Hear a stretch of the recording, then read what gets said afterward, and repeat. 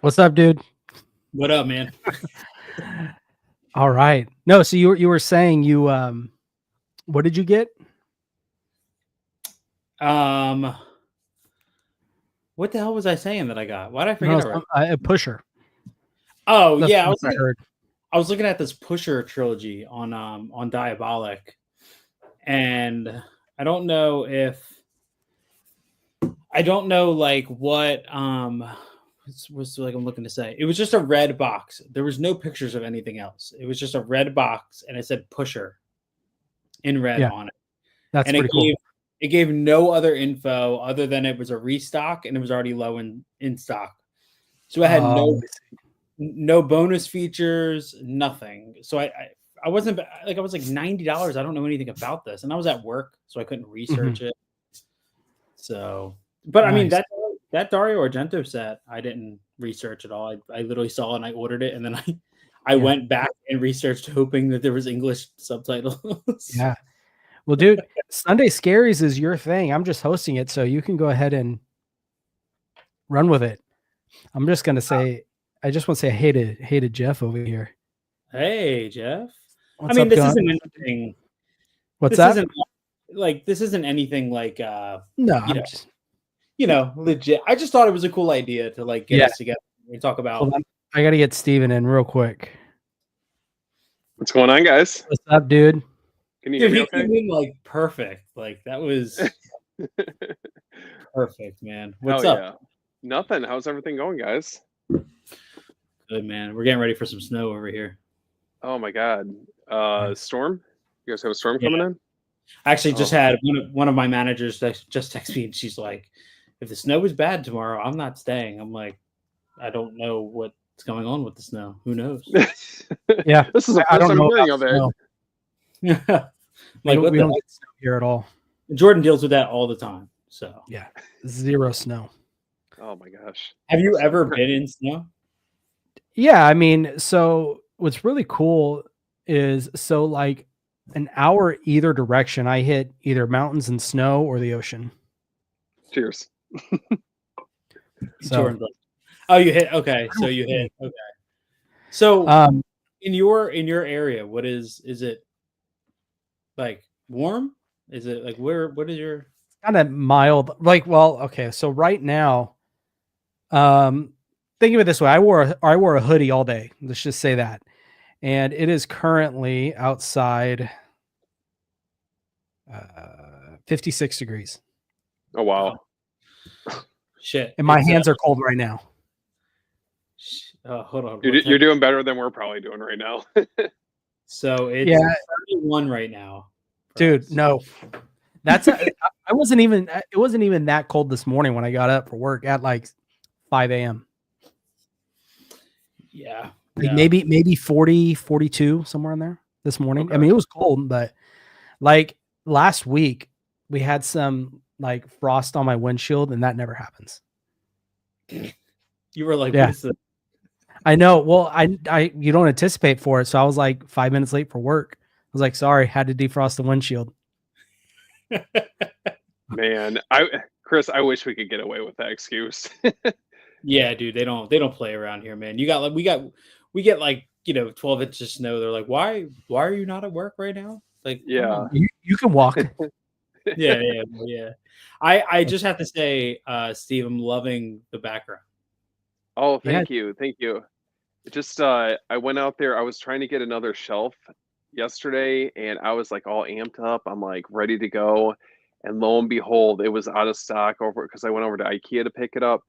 I was devastated. I was like, man, of course, like the one time I'm like ready to pull the trigger on this, it's out of stock. And I had checked maybe like the day before and they still had some. So I don't know. Just it wasn't meant to be. I'm what like shelf is? looking. I'll go. Yeah, what shelf is that?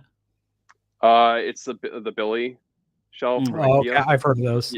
Yeah, so it's I mean for what I was looking for that I mean it was just perfect and I have the Calyx for I collect omnibuses too for comics. So those are like large hardcover collectible comic books and Yeah. that's perfect for that cuz it's a little bit thicker but for movies like there's no way. It's like it's too deep for any movies that I'm storing in there. Well, don't a lot of people use that shelf for like records? Oh, the Calix, yeah, yep. I have Yeah. one upstairs. I have for my record player. So yeah, that's what I was looking to get because right now, and I know I'm gonna get hate and probably someone's gonna say something. I just have them laid down right here. I know you're not supposed to, but Yeah, now. it's. I think it's a good starting point if you're looking for something to house all your records. And I've had it for a number of years now at this point, and I just have it on top. I have the two speakers on each side, and then below it, it has I think it's 8 shelves on it. So for all of those, I mean, they're just at this point, they're just about filled. You got various records, soundtracks, all that stuff. So Nice. Yeah, yeah, I need to get. I love scores on CD more than I okay, do vinyl. Like I just appreciate the CD format more than I do vinyl. So any that's chance fair. like Texas Chainsaw Massacre with Waxworks, I picked up the CD. I didn't get the vinyl Okay. because like at the end of the day, I just want to listen to it, and CDs Yeah, are much more compact, and I feel like vinyl you have that authentic vinyl sound that does take away from the quality. So to me, CD just is always my preferred, but that's just you know just my taste. That's a I hot mean, I take. even yeah, I mean, I even know some people that do, like they'll collect the cassettes too. I feel like that's Yeah, kind of slowly made a little bit Yeah. more of a comeback. I don't actively listen to them, but I have a couple just to have them. I think it's cool for Friday the 13th. Um, I see behind you. How many of the Friday 13th on VHS do you have? Is it 6 of I them? have all the way I think 7 of them. I Or don't know if no, yeah. Oh no, eight. I have I up don't know if you know until this. I don't know if you know this, Steve, but if you turn around, you can count them. Listen, you guys have all my attention right now. um, yeah. See, like Jeff's talking about. See, I love. I just bought ET Oh, the it's sick. soundtrack. Like Nice. these are like CDs are just so I love them. How many do you have? I mean, just this little bit that's right here, Okay. but like I collect a lot of these here. These are like the La La Land Records Jurassic Park ones, so they're Oh yeah. extended. So La La Land Records, they extend everything. So this has the score presentation, which is 27 tracks, including like the film variations, and then the original soundtrack is in here as well. That's Um, badass. Same with like I didn't even crack it open yet. Jurassic World 3. This is the original album, the score presentation, and additional music, which is like alternate tracks. Oh, that's cool. So like this is cool. Even dude, like I threw this on the other day, the Lost World one from them, and there was so many songs I had never heard before. Like little music notes I just never knew existed. I've seen those movies 10 million times. For What do you sure. guys think of the new Jurassic World or Jurassic Park trailer? Oh man.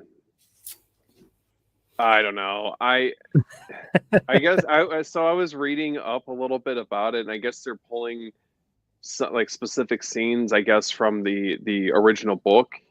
So I Mhm. mean, if that holds up, then that's I don't know. I think at this point for me, I have very minimal interest Yeah. in these movies when they come out. I can kind of take or leave it. It's cool if somebody enjoys them, but in my mind, I really kind of always come back to like the first couple, and that's really about it.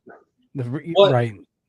what makes me like I want to be excited because I think there's always this camp of people who are like, we want it to be like the original, and then Yeah, there's people who are like, well, it's never going to be the original. Do something new, and I think this is them doing something new. I don't think it's a bad idea because I think realistically, there would be dinosaurs that were too dangerous.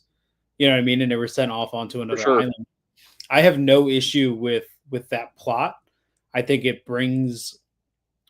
definitely leans more into I feel like the horror of it. Yeah. What makes me nervous is David Kep returned. Obviously, he adapted the original novel, but he returned. Um, by the time they hired Gareth Edwards, they already had a script that they were immovable on. They were like, "Nope, this is the script we're shooting. We're not Okay. moving anything." Like Gareth Edwards was a hired gun, a really good hired gun, though. Like you know. If it leans more into the horror aspects of it, I think that's what I always get really excited about with each one of these entries is, obviously it's hard to capture the lightning in the bottle from the first one, just because of how groundbreaking it was at the time. But if you do read the book, I mean, it's pretty horror influenced, and that's something that I've always felt like they just didn't really ever were able to get after the first one. A little bit in the second in Lost World, but it's tough because I feel like the newer ones are just more. It feels like more straight action than anything. Yeah. Yeah.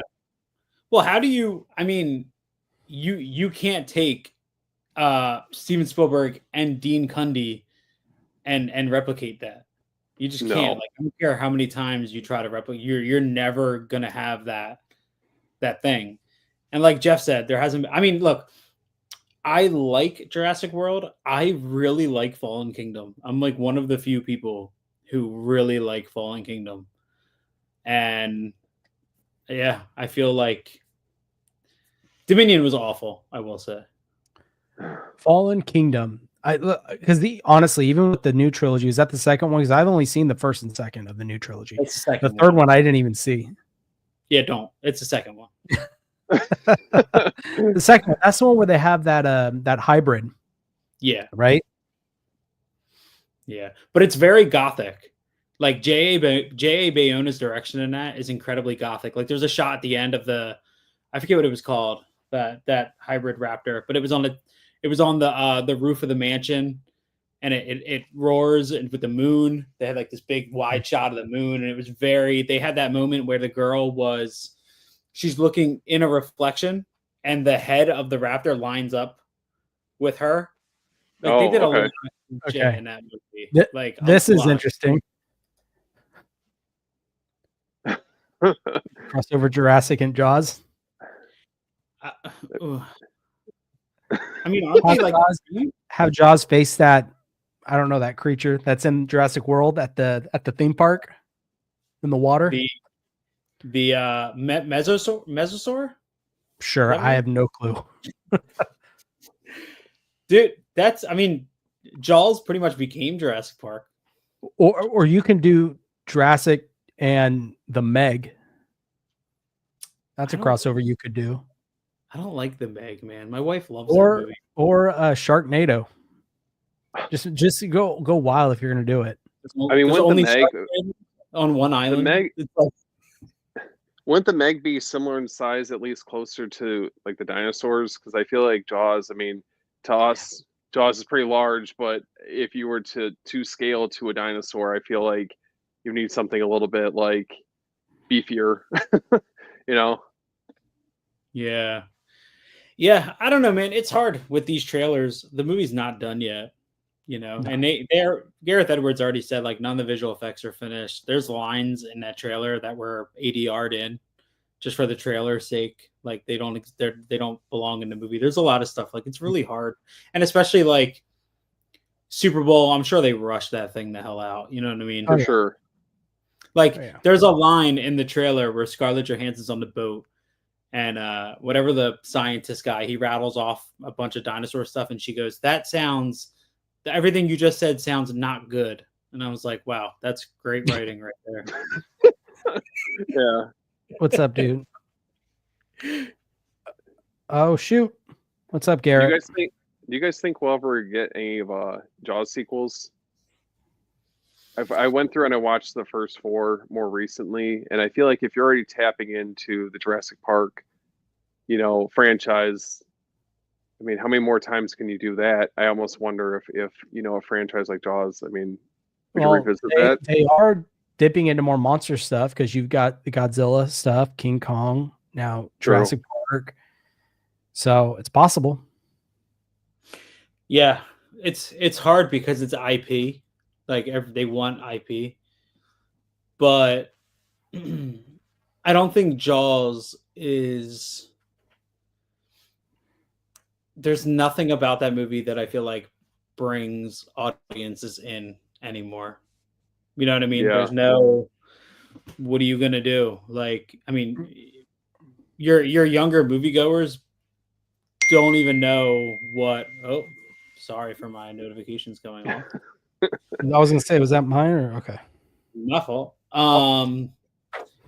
Like I can't imagine that a lot of young moviegoers know what Jaws is.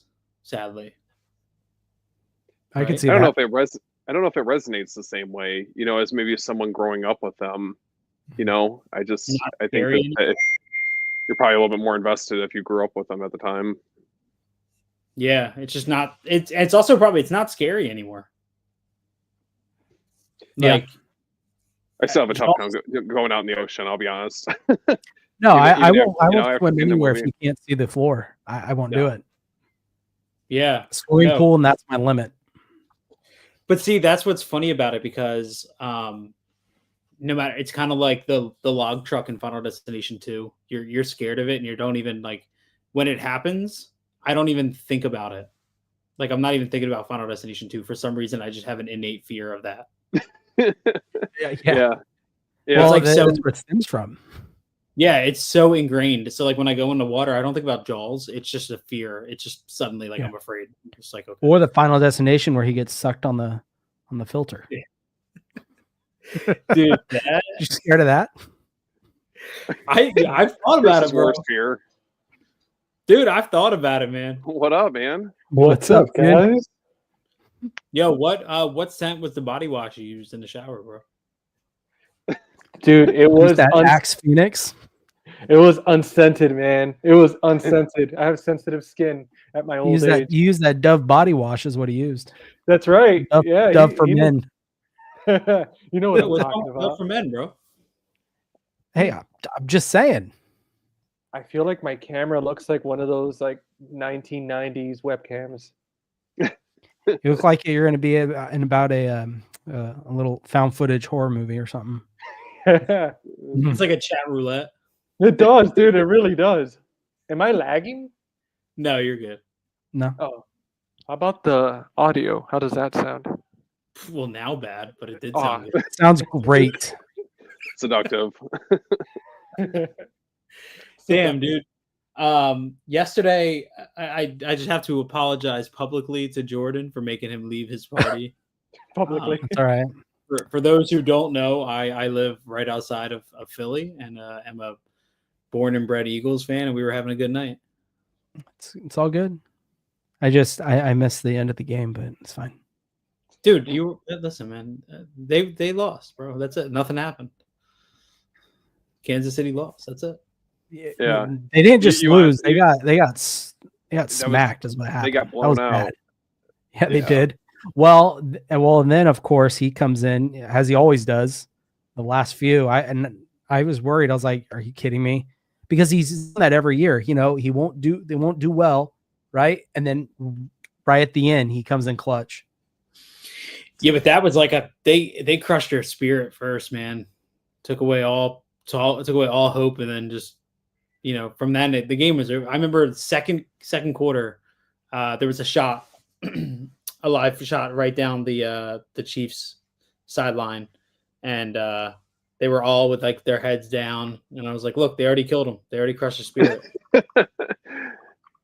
Well, The Eagles defense how was about rolling, that man. offsides call right at the beginning when they called for the center. Oh, the offside. I thought you were talking about the pass interception or the No. pass interception, pass interference. Yeah, no. When the lineman clearly went off sides and they gave the flag to the center. Bro, listen, dude. Listen, bro. Facebook though was killing me because the exact moment that pass interference call happened, I was like, oh, because like I played football. I was like, I've never heard of pass interference on the offense. I'm like, how do you interfere your own pass? Yeah. And I said that, and I opened Facebook. Oh, GC's gone. Yep. I opened Facebook, and the first post that popped up was, how the hell do you get pass interference on offense? I'm like, oh, not alone. Uh-oh. Look, we're in chat roulette for real now. Skip, bro. Skip. Next one. Dude, I'm trying to it gives me the option to to stream this to the channel. Yeah. Did you guys select that? If you select it, you have to see. I thought you didn't need a StreamYard account. Turns out you do. So when you select it, you just say sign up and you just type in your email and it does it pretty quick, as far as I know. Damn it, Jordan. Are you guys all doing that then for I am. this? Okay. No, I'm not. Steve, I need to ask you a question, man. Did you pick up Delirium from Vinegar Syndrome?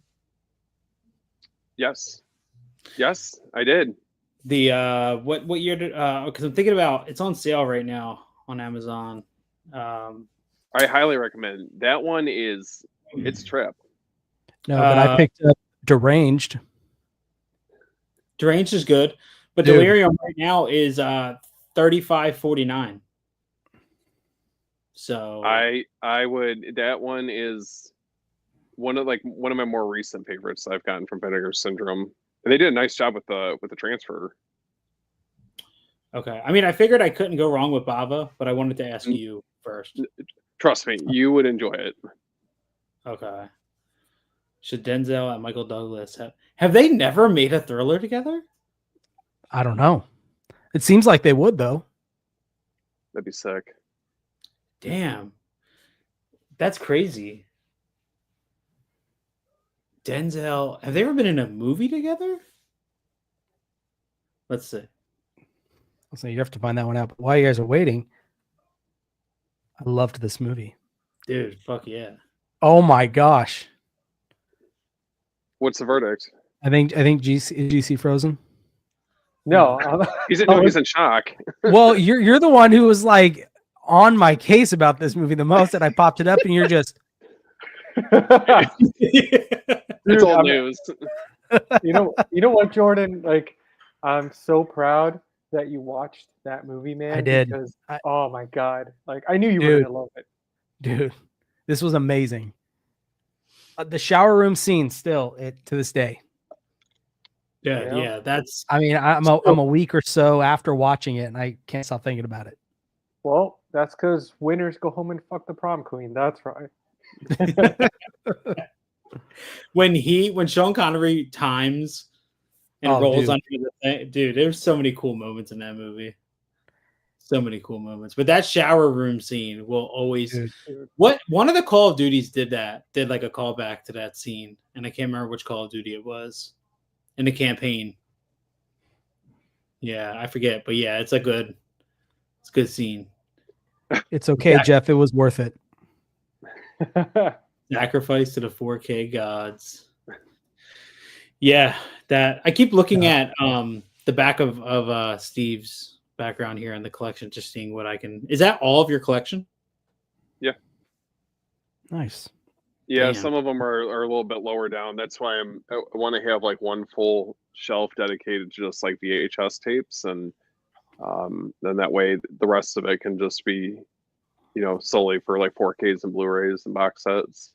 There's two things I'm very jealous of right off the rip. One is the Wolf of Wall Street Arrow 4K box set that I missed out on. Oh man.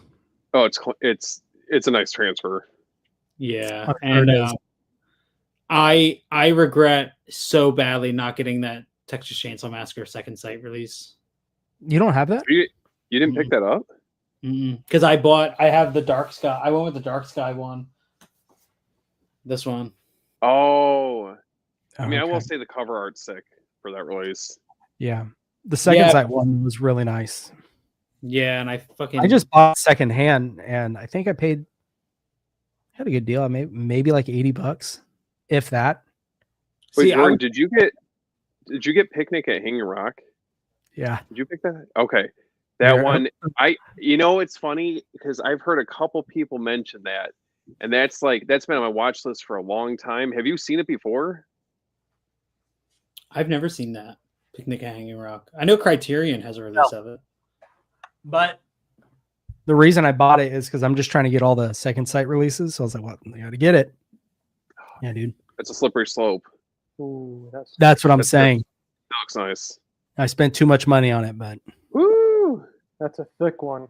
I know. Dude, it's got the novel in it too. I didn't want to be the first to say it. got girth.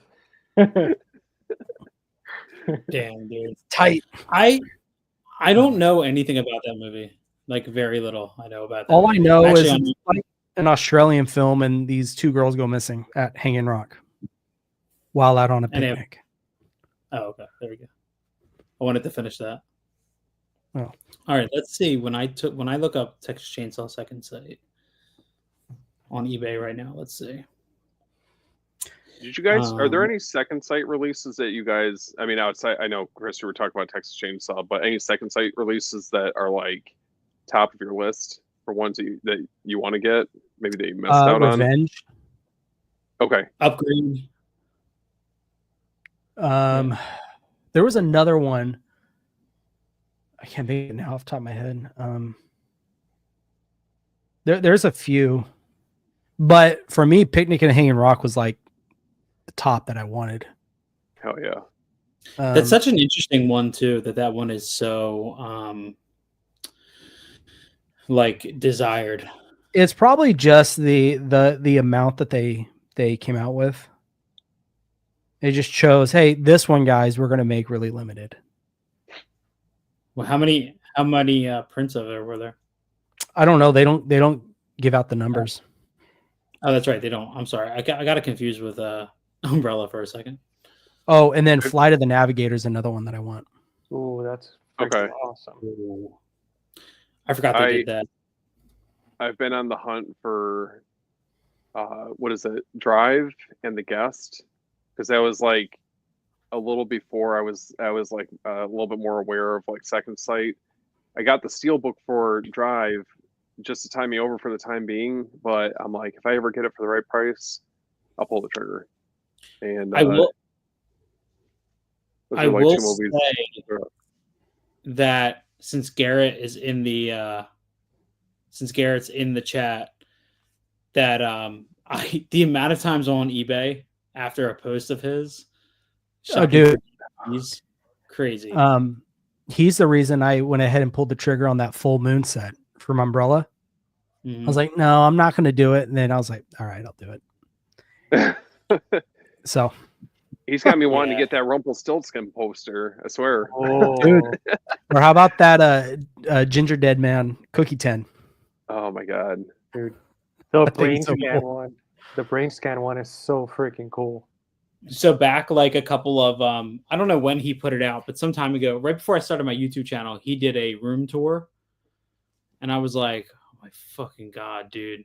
Just like the posters, dude. It's such a good video. How about all those Scream Factory releases he has? Yeah.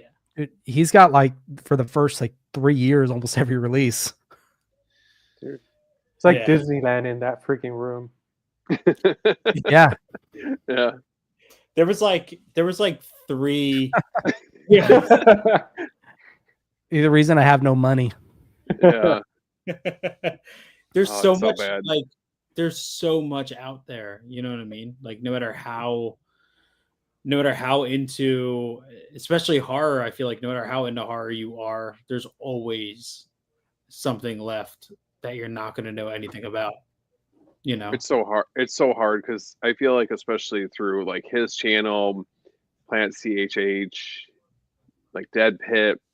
That's where I find out about all these like, even through your guys' stuff. It's like this is where I found out about like all these titles that I've never heard of, and it's just like I start adding them to the watch list, and then that's how you end up picking up all these titles that you never had to begin with. yeah, it becomes like a slippery, like a really. I don't know. I don't have like many places around me to go shop at like that, like to find stuff in the wild. There used to be. There's a farmer's market a couple towns over from me, and they used to have this video store, and they were selling all their horror DVDs. And I bought a bunch. Like I got a whole bunch of the Masters of Horror stuff there that I used to have. Oh, that's badass. Yeah, Nice. I got like a couple of the Return of the Living Dead ones. Like this is actually let's see. So I was finally able to get like one of my favorites of all time there, Dark Ride. Ooh. So Garrett's have been out a long time, old man. Damn. I think Garrett's like my age. I think I would probably say. And I love to hear What- that when you talk about Chris, Masters how of old are Horror. you? So underrated. I'm 33. What? I'm the oldest one in here. How old are you, GC? I'm turning 38. Oh my gosh, you're old. I know. Steven. I 34. feel it. Oh, I'm young. Jeez. Okay, damn. No, I'm 30. Damn. I'm gonna be 31 next month. So How does it feel to be 30? hey, I'm 30 in 11 months, guys. Leave me alone. God. Damn, bro. I 30 Better when to 30 be over the hill than buried under it. Dude, 30 was such a you know people say like you wake up one day you feel your age. I woke up on my 30th with like immense back pain Yeah. and all kinds of stuff, man. My Dude, it 30th hit me- birthday, I woke up and my knees popped. And I was like, well, there it is. Dude, it hit me at 34, man. I got 34 is when I started like feeling a little slower, and I was like, man, because I'm normally a very active person, so to just out of nowhere, you're like, damn, my back's hurting. Why am I so tired at like? Why do I need a nap like at freaking 1 in the afternoon? Or you need a midday like coffee. Yeah. Yep. Oh no. Just And then to That's get the only thing. rid It's so bad. I think that's literally all that keeps me going throughout the day. Like I'm like more coffee than water in my body. Yeah, Dude. seriously. Yo, I went from, and obviously like I talk about this stuff all day at work, selling supplements and stuff, but I like played football when I was in high school, powerlifting after that. Like I have so many weird little injuries in my body that I never like took care of. Like I never went to like I never got massages, never did anything to like take care of anything. And now I feel like it's like just sitting here now, I'm like, oh, my left shoulder is killing me. I didn't even do anything. I just worked, bro. And then the last 4 days I've had like a thumb twitch. I've been telling my wife I'm on my way out. So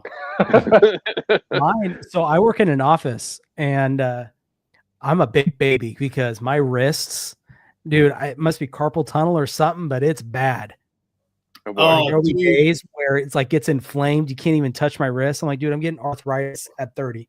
I'm Dude, convinced. you're gonna need that glove, like that wrist thing. I already have them for both No. wrists. I need them sometime. Like they'll be inflamed. One like I just wear them for a couple of days. I have some cream I put on there. Pop a couple ibuprofen. A little Bengay. Just We were writing thank you cards from our wedding the other like a couple weeks ago, and I could only write like 10 at a time because my wrist. You know what's funny is for our wedding, we completely forgot about those. So no one ever got thank you cards from us.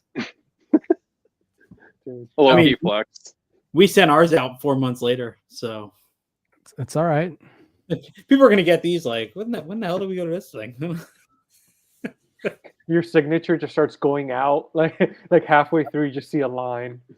Dude, just desk jobs, I could never. I don't know how Oh, you yeah. guys do it. It's well for me. It's kind of easy because I just basically work with like two other guys in one office for an electric company. We just dick around the whole time. I cannot, if I'm not on my feet for at least 13 hours a day, I'm not happy, man. I have to be up and moving. I used to be like that, and because I used to work at the Disney store. I worked there for like almost 10 years, and Oh, wow. so I was on my feet, like you said, especially like on those busy weekends and stuff with Mhm. sales, dude.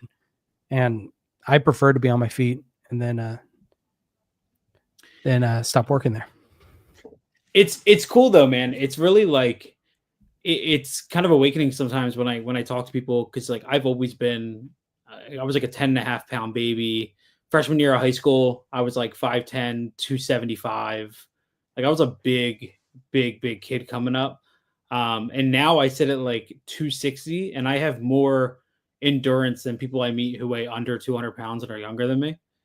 Like, you know, I've been very lucky that I stay active enough and like focus on keeping up endurance and stuff. I was just on Facebook the other day and I saw somebody talking about how they knew they had to start going to the gym because they went for a walk around the block and they were winded and had to stop. And I was like, wow, that's pretty bad. Maybe you should work on that. Like, start doing, so like I go to work and like I'm very lucky to have like an endless endurance, and I think it's because you can never stop moving. Like, just don't. I mean, like you can stop moving clearly, but like in your life, like always have something physical to be doing. You know what I mean? Mhm. Dude, For that's the sure. silent killer right there. Like getting comfortable and I mean, especially like it's true what Garrett said about the desk jobs. Like I've worked desk jobs like most of my adult life, and luckily I work from home, so I'm able to get up, walk the dogs around the block, and that's something like I mean, some of you guys have dogs, so you know what it's like.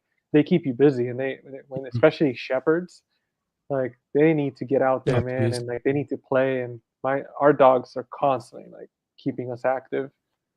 But Yeah. now I'm moving to the Carolinas, dude. So I'm gonna be doing some rock climbing and uh, definitely trying to friggin' not keep aging, trying to reverse it as much as possible. Heck Yeah, yeah. it's fun, man. It's a lot of fun. I just need Hey, to watch more movies. Oh have you yeah. guys? Did you guys ever see this movie? Yeah. No, I've never Anybody? seen it. I know what it is. I've never seen it. Am I the only one? What's the verdict? It's pretty good. It's kind of weird, to be honest. It's about this girl who she one day, well, she goes to this party and she steps outside, she sees this blood red moon, and so she just kind of disappears for most of the night, then comes back to the party and passes out, and she wakes up with this revelation that she's been called to this purpose, this greater higher purpose, so she stops eating and all this crazy stuff. That's why it's called a banquet. Hmm. And but so she didn't eat for like 6 months, and she's not losing weight. And supposedly it's her grandmother says, "Oh, this reminds me of this sounds like," I'm trying to remember because dude, it's been a bit since I've seen it.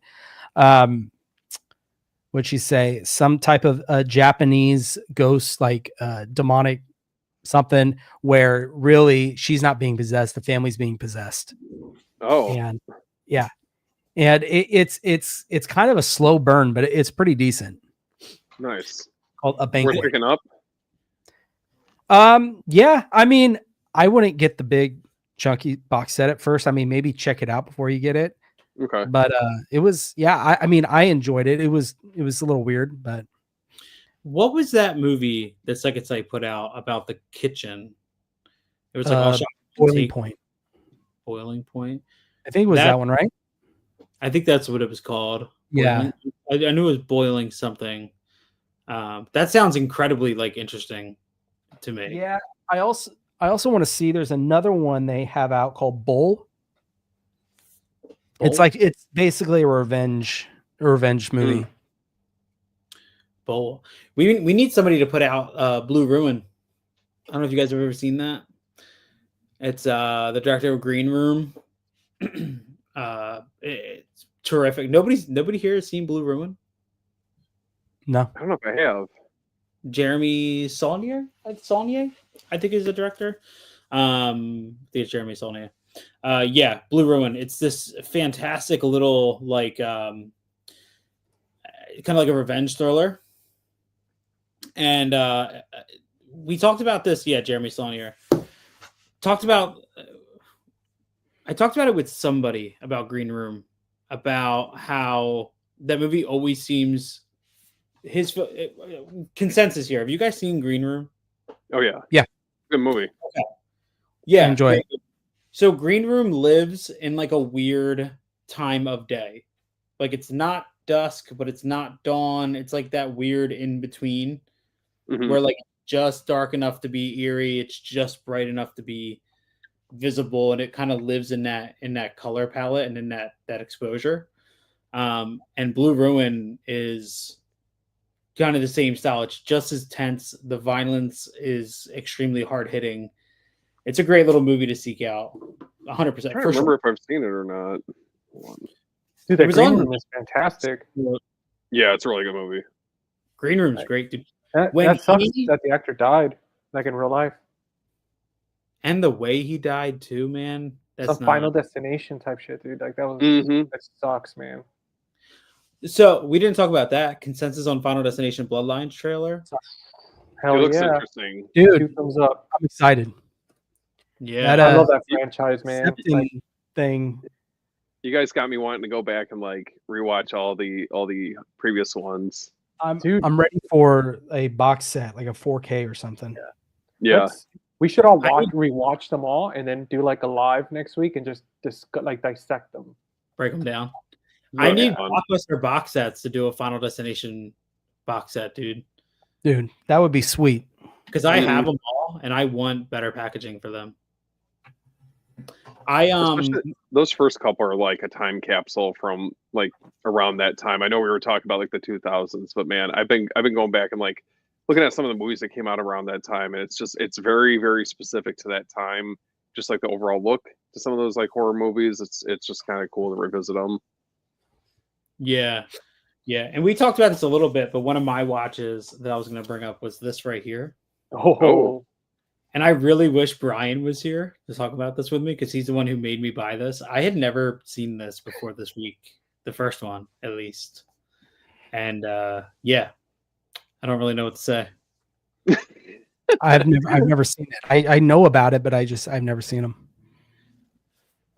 You know, the first one.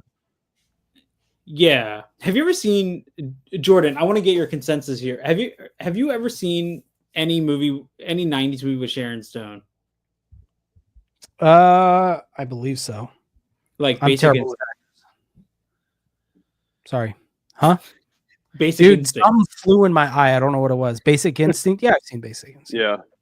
Okay, so that whole movie is based around the allure of Sharon Stone, right? Her as an actress, like she has an incredible presence, hmm and there's almost like this reach outside of the screen at you from her every single time she's on screen. It's very commanding.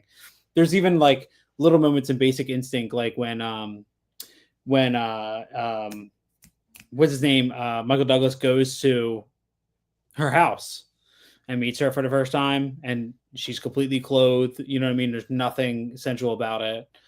She just has a crazy allure. That's Drew Barrymore in the entire runtime of Poison Ivy. Every Check it single out.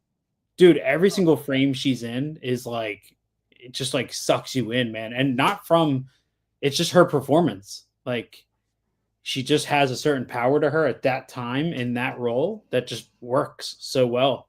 And the director, I believe her name is Kat Shea. I think that was her name, Kat Shea. I want to say it was. She talks a lot in interviews and stuff about how she wanted to make it very dreamlike, very artistic, and it is. It's very. In the first Lethal Weapon, when the daughter's all coked up and she's hanging outside the balcony. Yes. Yep. That's pretty much like that's how Poison Ivy kind of captures everything. It's a very prevalent style in it because there's a balcony that plays a big role in the movie. So it's pretty cool, man. Nice. That's cool. How many films are in the collection? So there's 4 of them. Okay. The second movie has Alyssa Milano in it. The third one is Jamie Presley, and then the fourth one is Miriam McDonald, who I'm looking at the back here. Jamie Presley, is she the girl from My Name is Earl? I think so. Right? That's what else was she in? She's in a lot of She comedy. kind of looks like, doesn't she look like Margot Robbie a little bit? Am I thinking of the right person? Yeah. Yeah, it's like that Margot Robbie, Samara Weaving. Yes. Look. Yeah. This was cool though, man. This was put out by Scream Factory. There's a new audio commentary on the first movie. That's really about it. One thing that's cool is that they're all on separate discs. Nice. Which is cool. How much did you end up getting? Did you get that one on sale in the last sale they had? I think Brian, I can tell you, Brian had me buy. I want to say it was like $20. Oh, okay. It probably was around that sale because that's when I got the Fly box set for I think around 20 or $25. And dude, I couldn't believe it. I was like, "Are you kidding me?" Like I wanted that box set for a while. I was just waiting for a good sale, and I think I I may have got it for almost half off, and that was like they were saying that one was going out of print. So I'm assuming a 4K is probably in the works somewhere, and I contributed to the media gods. Hold on, guys. Hold on. Well, I'm gonna step away for just a second. So I got mine at the end of October, and I got it for, let's see, I got it for $7.15. Oh no, it was, What? I used $24 in rewards, so it was $29. Dude, I was gonna say, how the hell did I miss out on that sale? It was 20 right now it's $46. So I'm really excited because I pre-ordered Nosferatu through Amazon, and I was fully prepared to not get that for weeks. You know what I mean? After, and I just got an update today that's going to be delivered on release day. Wow, nice. So I don't know how the hell that happened, but Dude, was the Tommy Boy delayed or something? I could have swore it was supposed to come out in January, like the steel book that they had on Amazon, that yellow one.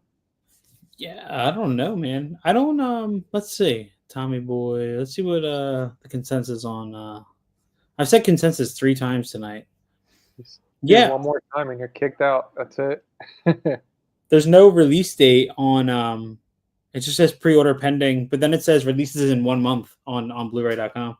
That's weird, man. Because I Oh, remember I March- pre-ordered originally, yeah. and it was supposed to be January. Yeah. March 25th, and the pre-order on Amazon is currently unavailable. Huh? Something happened then. Yeah, something happened because I could have swore it was either the end of January or even the early February. But then I didn't hear anything for a while, and I'm like, oh, that's weird, man. Same thing like with Just Friends. It was I was supposed about to come out. say, didn't something happen with Just Friends? It was supposed to be out. It was supposed to in January, and then out of nowhere, nobody talked about it anymore. It's almost like one of those Mandela effects where it's like, wait, what the hell? Like, there's nothing anywhere on it. It was never real. Yeah, it was just a stunt from Ryan Reynolds to trick us. Okay, sorry. This side of my face was so dark it was bugging me, so I grabbed another light. Dude, are you kidding me? Look at your setup, man. Like, I feel like freaking I'm hearing like talking to you through time, like from the 90s, and you have this like studio production over here. No. What camera are you using, by the way? It's the Sony ZV-E10. So what's cool is I could set it up so it's just plugged in USB into my computer, and you could run it as a separate, like a webcam, its own webcam. So Dude. that's how I'm gonna do that next time because like that. I mean, dude, your freaking thing looks sharp, like tack sharp. So Garrett just reminded me because if anybody does pick up this Poison Ivy set, the first movie, and let me know, Garrett, if you've noticed this, there's like weird scenes where the movie dips in quality, like incredibly heavy. Oh, no way. It's almost like and it's funny too. It's like in all of the scenes where it looks like footage was deleted, and then they that might be what it is because it is unrated. But I don't know if they put in that footage and just didn't remaster it, because it's during all of those scenes. You would imagine some stuff was cut. It's a little weird. But I thought it would be cool since we're doing this on Monday to kind of talk about what's coming out tomorrow. Well, real quick, did any of you guys check? Any of you guys seen this movie? No, man. I feel like one of No, you I guys wanna said see that it. you saw it. Okay, must have been Keith or someone like that. Dude, this movie you guys need to check out. It is phenomenal. That looks sweet. That packaging looks awesome. Yeah, dude. Yeah. Do that fading and everything, man. It looks like an old VHS. Here's the that's the main guy in the movie. Oh wow. Looks It's like the underground dwellers from The Descent. Yeah. so how do you say that? So it's about this girl who goes to a subway and she's getting onto the last subway for the night, but she falls asleep and she wakes up and she's got locked in the subway. Oh. So she can't get out. So she comes across these homeless people that are living in the subway for help to get her out. And there's one of this creature thing, which you find out what it is later, is going around killing people. Mm. So she has to find a way out of the subway while trying to stay away from this creature. So go ahead, GC.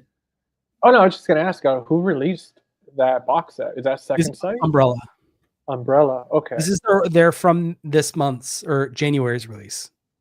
dude, that sounds amazing, Right. man. It Dude. sounds It's good. like Midnight Meat Train. It reminds me of that. Yeah, I was about to say like 2 other Subway horror movies to check out if anybody hasn't. Midnight Meat Train, incredible, and End of the Line or End of Line. I think. Oh it's yeah, Terrorvision. TerraVision. Hell yeah. Yeah, TerraVision put out that one. Anyone pick up this? Eyeball? Anyone pick this up? No, I Yeah, want to. I have that. Oh man, it took forever to get here because I had it bundled with. Dude, that This box set bad is boy. beautiful, man. It's all oh So sick. This art. yeah. Yes. I was got like on the rumples? fence. Yes, let's go. Dude, I think we have need like mine a on group, myself. we need like a group photo. You know? Hold on, let me get mine. Hold on a sec. Dude, this was phenomenal. Oh, This Jordan, release. wait, hold on. I have something you don't. I love that this movie's getting love. Look at the Like, extra gonna- essay book. So that's what I think of that. Man, bro. Damn it. yeah. All right, here it is. Oh wait, wrong one. Oh, There it is. Look, dude, this is a good photo right here, man. Somebody's got a screenshot. oh, this. whoops. Oh, All right, let me. Man, Look at Yeah. that, dude. Hell yeah, dude. This thing came out sweet, man. damn it. Yeah, Hold on a second. In the back, I love that back art right there with the Yeah. stars. Yeah, this thing came out sweet, man. Well, even did you watch the like the making of that TerraVision did and brought like I didn't all the watch guys this. back? I didn't have a chance to even watch this yet. Oh, no. dude, it's nice. All right, They, guys. They brought back Charles Bernstein. Garrett knows. Yeah, they brought him in, and he was talking about his process of composing the music for the movie, all that Yeah. stuff, dude. It makes it so much better, and I love that they actually were diving into the composition of the movie more than obviously the making and the directing and the writing and all that stuff. But they had a little section of that, which I really appreciate. It was awesome. All right, Yeah. guys. Everybody hold it up. I got it set up so I can take that screenshot. Oh, Yes. All right, you guys ready? 1, 2. Nice. All right, I got it. Dude, that bothers the hell out of me. What Garrett just brought up, how I managed to fit the little postcard in here, but this extra book, I don't know what the hell to do with. I don't want to I'm just, You can give it to me. bro. They ever answer your email? yeah. Sharon's so carrying. Yeah, they told me so. Well, actually, no, they never emailed me back.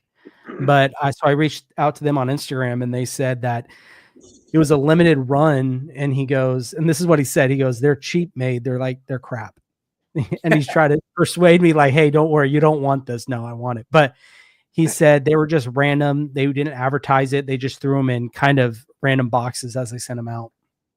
Oh, that's cool. Okay. Yeah. No, he's Yeah, right. this is sweet. Like there's a write up from the director on here. I think Yeah, like Put they the whole call it 9 yards on it. like an Oh, yeah. interview with Fangoria. There's some cool shit in here. I don't know, man. Why are you So hurting I'm us, Chris? secretly hoping that Brad and everyone at TerraVision sees my review of this and like, you know what? Let me just send one out to him. There you go. There we go. Because So I know they watch all the videos. So My question to y'all is who is picking up Ghosts of Mars on 4K this week? Ah, I don't They would have get it. vampires. I did. It's not vampires. No, Okay. it's not. So, is that worth picking up? I haven't watched that in years. Vampires? Yeah. Oh, dude, I loved it. Okay. I 'Cause think I know that's later Carpenter. personally, it is in the vein of more of the classic vampire, even though it's not. It's one of my favorite iterations of a vampire, the way they did in that movie. Okay. I loved it. The way they explode in the sun, I just think it's fantastic. I love the hotel scene, but there's Dude, not much yes. else outside of that I really like. Really? I feel like I was always more of like a near dark guy. Dude, the know what I mean? ending when James, which by the way, I have to say, watching that, I could not stop thinking of Hades every time he talks in that movie. But oh, what was I gonna say? Dude, the ending. I don't know. Have you guys have all seen it? Yeah. Oh, Okay. I have it So somewhere. the ending where he goes up to his friend and he's like, "Look, I'm gonna let you go, but just so you know, I'm gonna find you and I'm gonna give you a little head start and I will find you and kill you." And I was like, dude, it's so good. I loved it. We have Alice Sweet Alice. Obviously, your review's already up of that. Mhm. Oh man, finally got mine in. Oh, you got the OG cover. See, I I really wish I got Had that. to. I really wish I got that. Looking back, dude, I didn't win. I didn't win the giveaway. I showed up late. I let my buddy down. It was terrible. Dude, Ghost of Mars, like I want it to have the Carpenter complete Scream Factory collection. I can see that movie looking significantly better, and I don't hate Ghost of Mars. I actually enjoy it I don't believe in guilty pleasure. I think like if you enjoy something, you enjoy it. There's just something to undead aliens throwing saw blades that's very What? fun. Yeah, dude. Dude, yeah, it's I amazing. didn't pre-order it. I'll probably pick it up, but I didn't pre-order that one. Did you guys see the Indicator release? Like that one has so much grain, man. Like it's Yeah, I don't know what that release. I don't because like my Blu-ray looks fine, and this is from Mill Creek, I think. Yeah, Mill Creek. It looks okay. Expectations weren't very, high going into it, but I am thinking about picking up this Flesh and Blood Paul Verhoeven Cape Light media book though. It's $24 right now. Nice. Nice. So thinking about Yeah, picking I that. need to slow down on my stuff. I've gotten so much lately that. See, Have you guys what seen else this? comes out this week? You guys seen Heavenly Bodies? Dude, I wanted to pick that up, man. Yeah, man. I'm like bummed I didn't get it because on Fun City Video they had it with like the slipcover. I missed out on that, but snagged this on Orbit, so I'm like super pumped to check it out. Yeah. I got so I know Steve, this is probably more up your alley, but I picked up that German release of Argento's World of Horror. Oh, I saw that. Dude, that thing, so it hasn't come in yet. It just shipped today from Brother Belial, but it has the main documentary, which is I think 72 minutes. It's extended to 74 minutes. So it has the World of Horror documentary, and then it has 3 other documentaries on another disc, and then another disc full of interviews. It said it's Let me loaded. Yeah, it was let me see. I forget the company that put it out. Yeah. Let me see. It was cool too because it came in like this little box. I mean, it was $50. You know what I mean? For 4 documentaries total, plus World of Horror. Let's see. A week later, they announced. Oh, here it is. So, Plyon is the company that put it out. It's still available. It's $49.99. Obviously, it's Region B. I'm low key tempted to check that out. So it comes with a 100-page booklet with several essays and an artwork gallery. Disc 1 is a Blu-ray with World of Horror newly scanned and restored in the original cut and the alternative the German version. Disc 2 is a Blu-ray with the follow-up documentaries by Luigi Cosi, Master of Horror, My Cinema 1 and 2, and a Museum of Horror in Profondo Rosso. And then Disc 3 is Blu-ray with an Argento trailer show and a conversation at DFF, the German Film Institute. And then disc 4 is a CD with the most beautiful melodies from Argento's films. For $50, that's pretty. I was about to say that's pretty good. stacked. That's awesome. And yeah, and disc 1 has English subtitles, and disc 2 it's dubbed in English. So the other documentaries are dubbed, so no issues there. I don't know if the essays are in English. I doubt it in the book, but we'll see. But for $49.99, I couldn't turn that down just to have it in the collection. no. You know what I mean? For sure. But Speaking of Argento, speaking of Plyon, did you guys see their what did you guys think of their scanners? Did you see that big scanners box set they're doing? yeah. What is that? Is that 1 through? Is it just scanners 1 through 3, or is I it think scanner it's the copy? trilogy. No, It's a no, trilogy. it's just the trilogy. Yeah, The box art is A1. yeah. No, that's what I'm saying. Yeah, That I thought it so- looked awesome, but I want to say the like the deluxe one that sold out already. That sold out pretty quick. Yeah, I would keep that wrap just for the cover art alone to display. You know. Yeah, no, exactly. And then I saw on Orbit they had the Night of the Living Dead from Plyon, the German release. Dude, that thing looks nice. One with has Barbara on the front cover. Didn't CH8? I think Christian showed that off on his channel not long ago, right? Yeah, I saw him, and then who else? I don't know if you guys watch him. He's Euphoria Pictures. Oh yeah, he's great. Yeah, Yeah, he does. He did one of that one a while ago. So I saw that one as well. Yeah, that set is sweet, man. That's I wish I'm surprised there's not more deluxe stuff out there for Night of the Living Dead. Mm-hmm. Yeah, You know what I mean? I agree. Yeah. It's I mean, I understand Dawn of the Dead with the rights issue. Or well, Dawn of the Dead is owned by one guy who's just a major dickhead about what he does with it. But like it's really Day of the Dead. I'm not one of those that's like, oh, we need a 4K because the elements are like ruined. So they say it's pretty much impossible. I just want a nicer release of it. Yeah. And I'm a sucker, like, as much as I, for the record, love Jake from Steelbook Obsessed, and I love his content. The only thing I disagree with him on is about the booklets. They're my favorite parts of most releases. That's the thing I look forward to the most. Especially when they're actually insightful. I just want like a good release with a bunch of cool write-ups, kind of like what we got with Dawn of the Dead. I don't need it that deluxe, but give me like a perfect bound book with some essays and some write-ups on why Day of the Dead is the best movie in the Dead franchise, and I'm good to go. Yeah, for sure. What else is coming out tomorrow or this week? So you have Galaxy of Terror is coming out. That's the Roger Okay, Corman. And that's coming out in 4K, and then they're releasing. Or no, is it Galaxy of Terror this week? Yeah, Galaxy of Terror is this week, and then I think next week is Humanoids from the Deep. That one I do have. I have that one coming in. Yeah, so that's next week.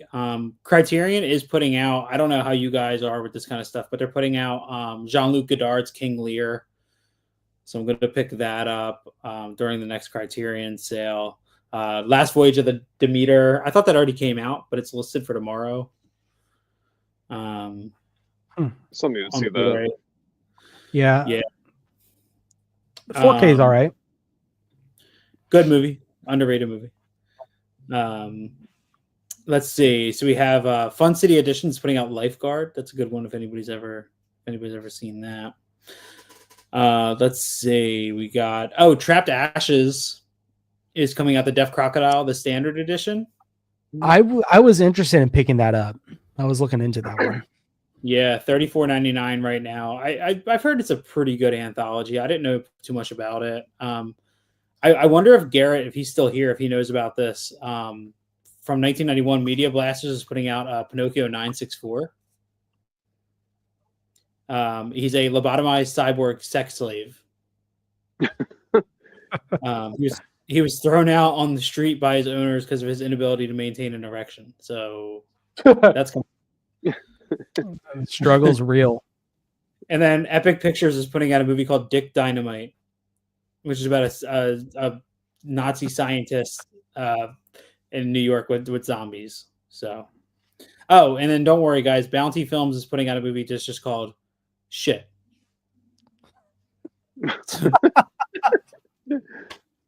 Sounds like a well-rounded week.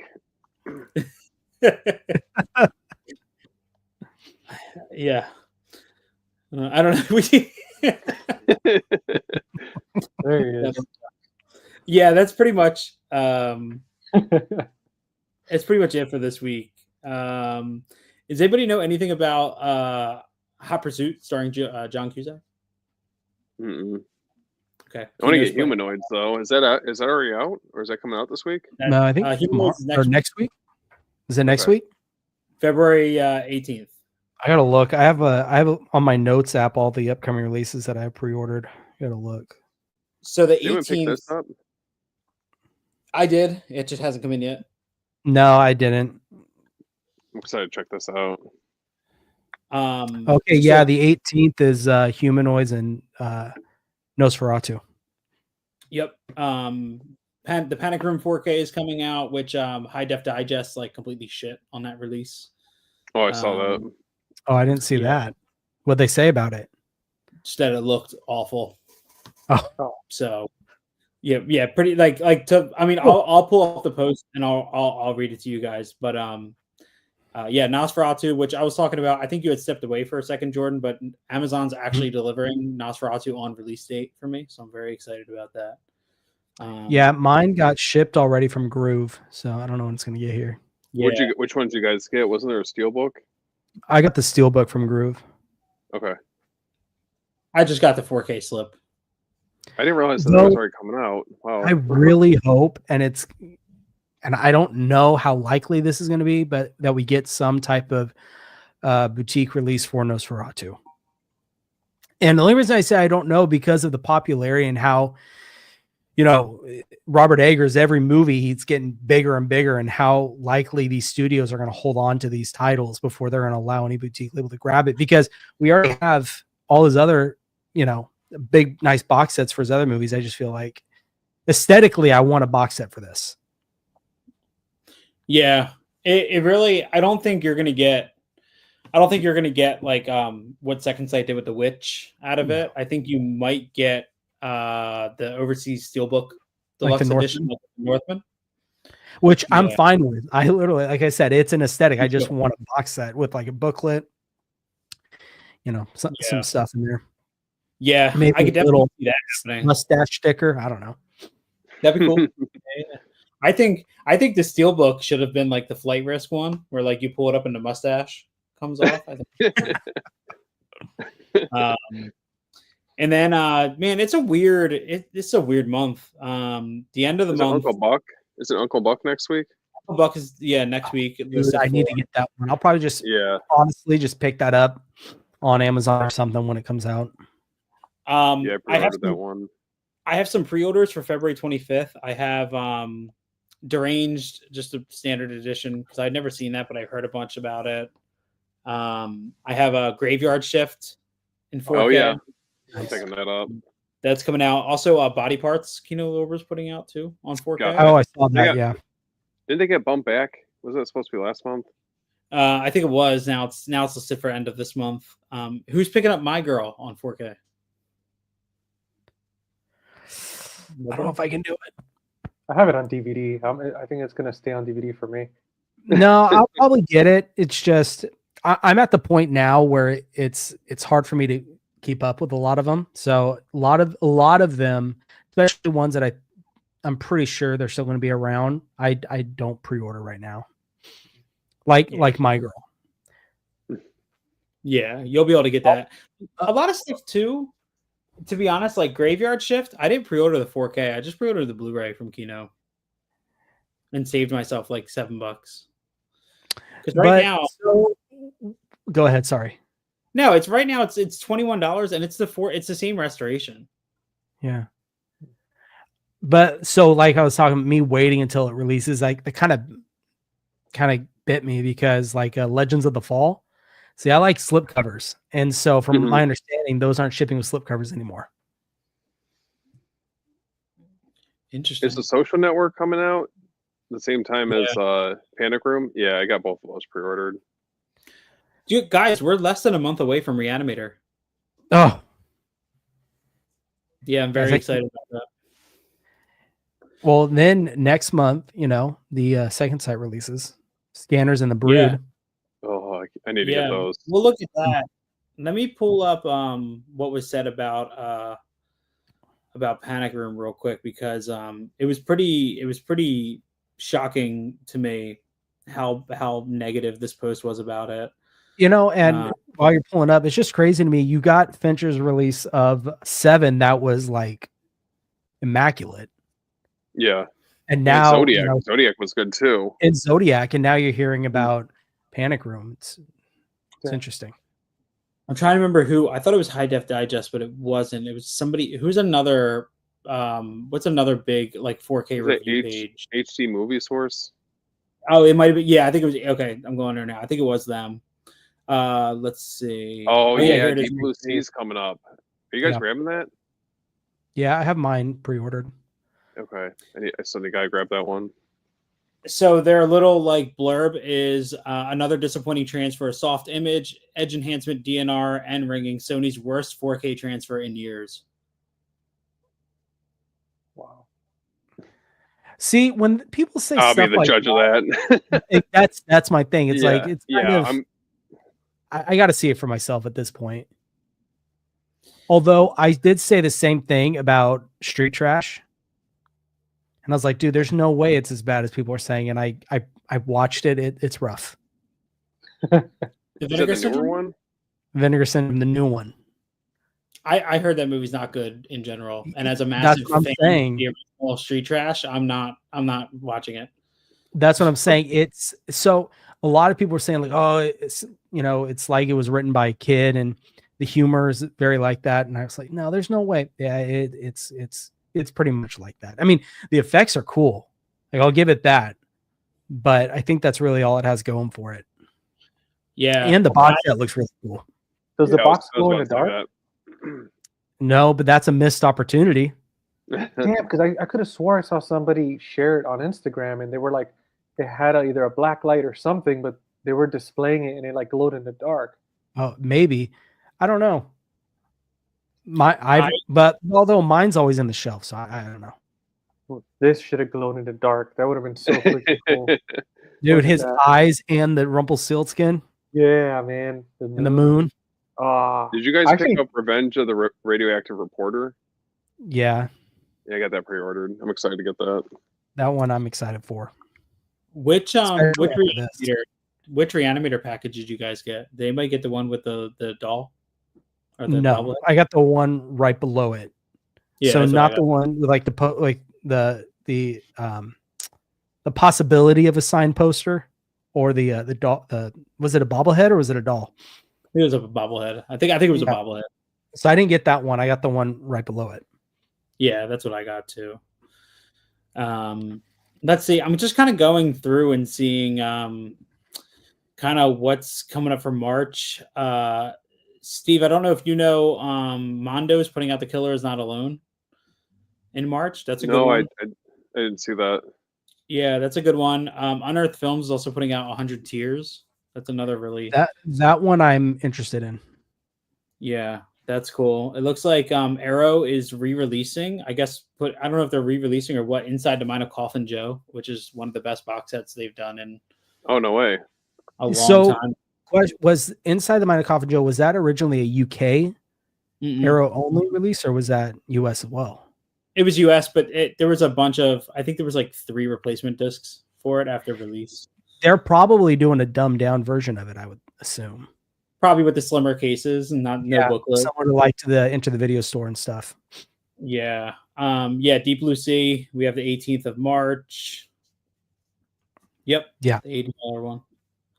March 18th, Forbidden World, the final of the Roger Corman triplet they're putting out. Isn't Night of the Creeps coming out in March? Yep. You guys getting that? See. I think so. I'm making my way down. I see Wolfman, March 18th. March 18th, I'm also getting in. Jordan, did you ever pre-order Thirst from Radiance or from? No. Did you? Yeah, it's like $30 right now, I think. Yeah, it's not bad. I'm probably going to, but I haven't done it yet. Honestly, I kind of forgot about it. Yeah, I pre-ordered that, and I pre-ordered the other one they're putting out, Harlequin. So those are March 18th. Mm-hmm. The Evil Dead, that new Walmart Steelbook comes out March 18th.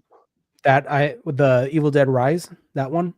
No, the Evil Dead 2013, the one of one with her legs. Oh, on the I might get that one. Even though I have the other Steelbook, I'll probably sell the other Steelbook because this one's way better. Well, here you go, GC. March 25th, the first listing is Just Friends from Warner Archive. Ooh, finally, man. Jesus, it only feels like an eternity since they freaking announced it. Look, Tommy Boy 2 is on there, and then Night of the Creeps. I'm excited. Okay, I want to might talk get about Tommy that Boy. for a second because that whole additional slip cover thing was ridiculous. Did you guys see that on Shout Factory's website? With Night of the Creeps? Yeah. What was the So I usually like to get the additional slips sometimes. Like I didn't get it for Last Voyage of the Demeter, but this one with the different Night of the Creeps is usually they'll have like the standard with the slip, and then for like $5 more you can get the standard with that slip, an exclusive slip, and the 2 posters. Well, now what they're doing is they're locking you in to where if you want that additional slip, you also have to buy this NECA figure, which puts it at like $80 or $90. So that's the only way to get the additional slip, which I think is ridiculous. Yeah. Yeah, I'm good. So I just got the standard, but the additional slip is really nice. Because they keep shooting themselves in the foot with some of the stuff that they're doing. Well, I will say March 18th also brings my most look forward to release of the year, which is Don't Torture a Duckling on 4K. Oh yeah, I have that one pre-ordered. Yep. Yeah. So this is what I was up there. That's up there for sure. Here, I'll show you. This is what I was talking about. I'm going to share something real quick. So I got that it was 2 for $60 with the Alice Sweet Alice. So if you bought it off their website, but Don't Torture a Duckling was thrown in there, I was like, I might as well just grab both of them on sale then, So yeah, right there. Oh, so that's the additional slip, but the only way to get it is you have to buy this NECA figure. Huh. That additional slip is nice. That's what I'm saying, dude. Yeah. I can't justify $80 for that. No, neither can I. I think that's ridiculous. Yeah. And this is the NECA figure you're getting. If you want to spend more money, let me go back. Oh, come on. That's another title I want to get. Sorority House Massacre. Sorority House Massacre, yeah. We're gonna get a Wild at Heart for the version everyone wants. You have to spend $120, and it's sold out. Jesus. Dude, Wild at Heart needs a 4K. That I looked up that Shout Blu-ray the other day. That's crazy expensive. That Manhunter. Like when are these gonna get 4K releases? So Sorority House Massacre is April 8th. And Time Cop. Time Cop's in April. Let's see. Dude, there's a lot of... Did anybody ever pick up the 101 Films Slumber Party Massacre? Yes. Yes. Did you watch it?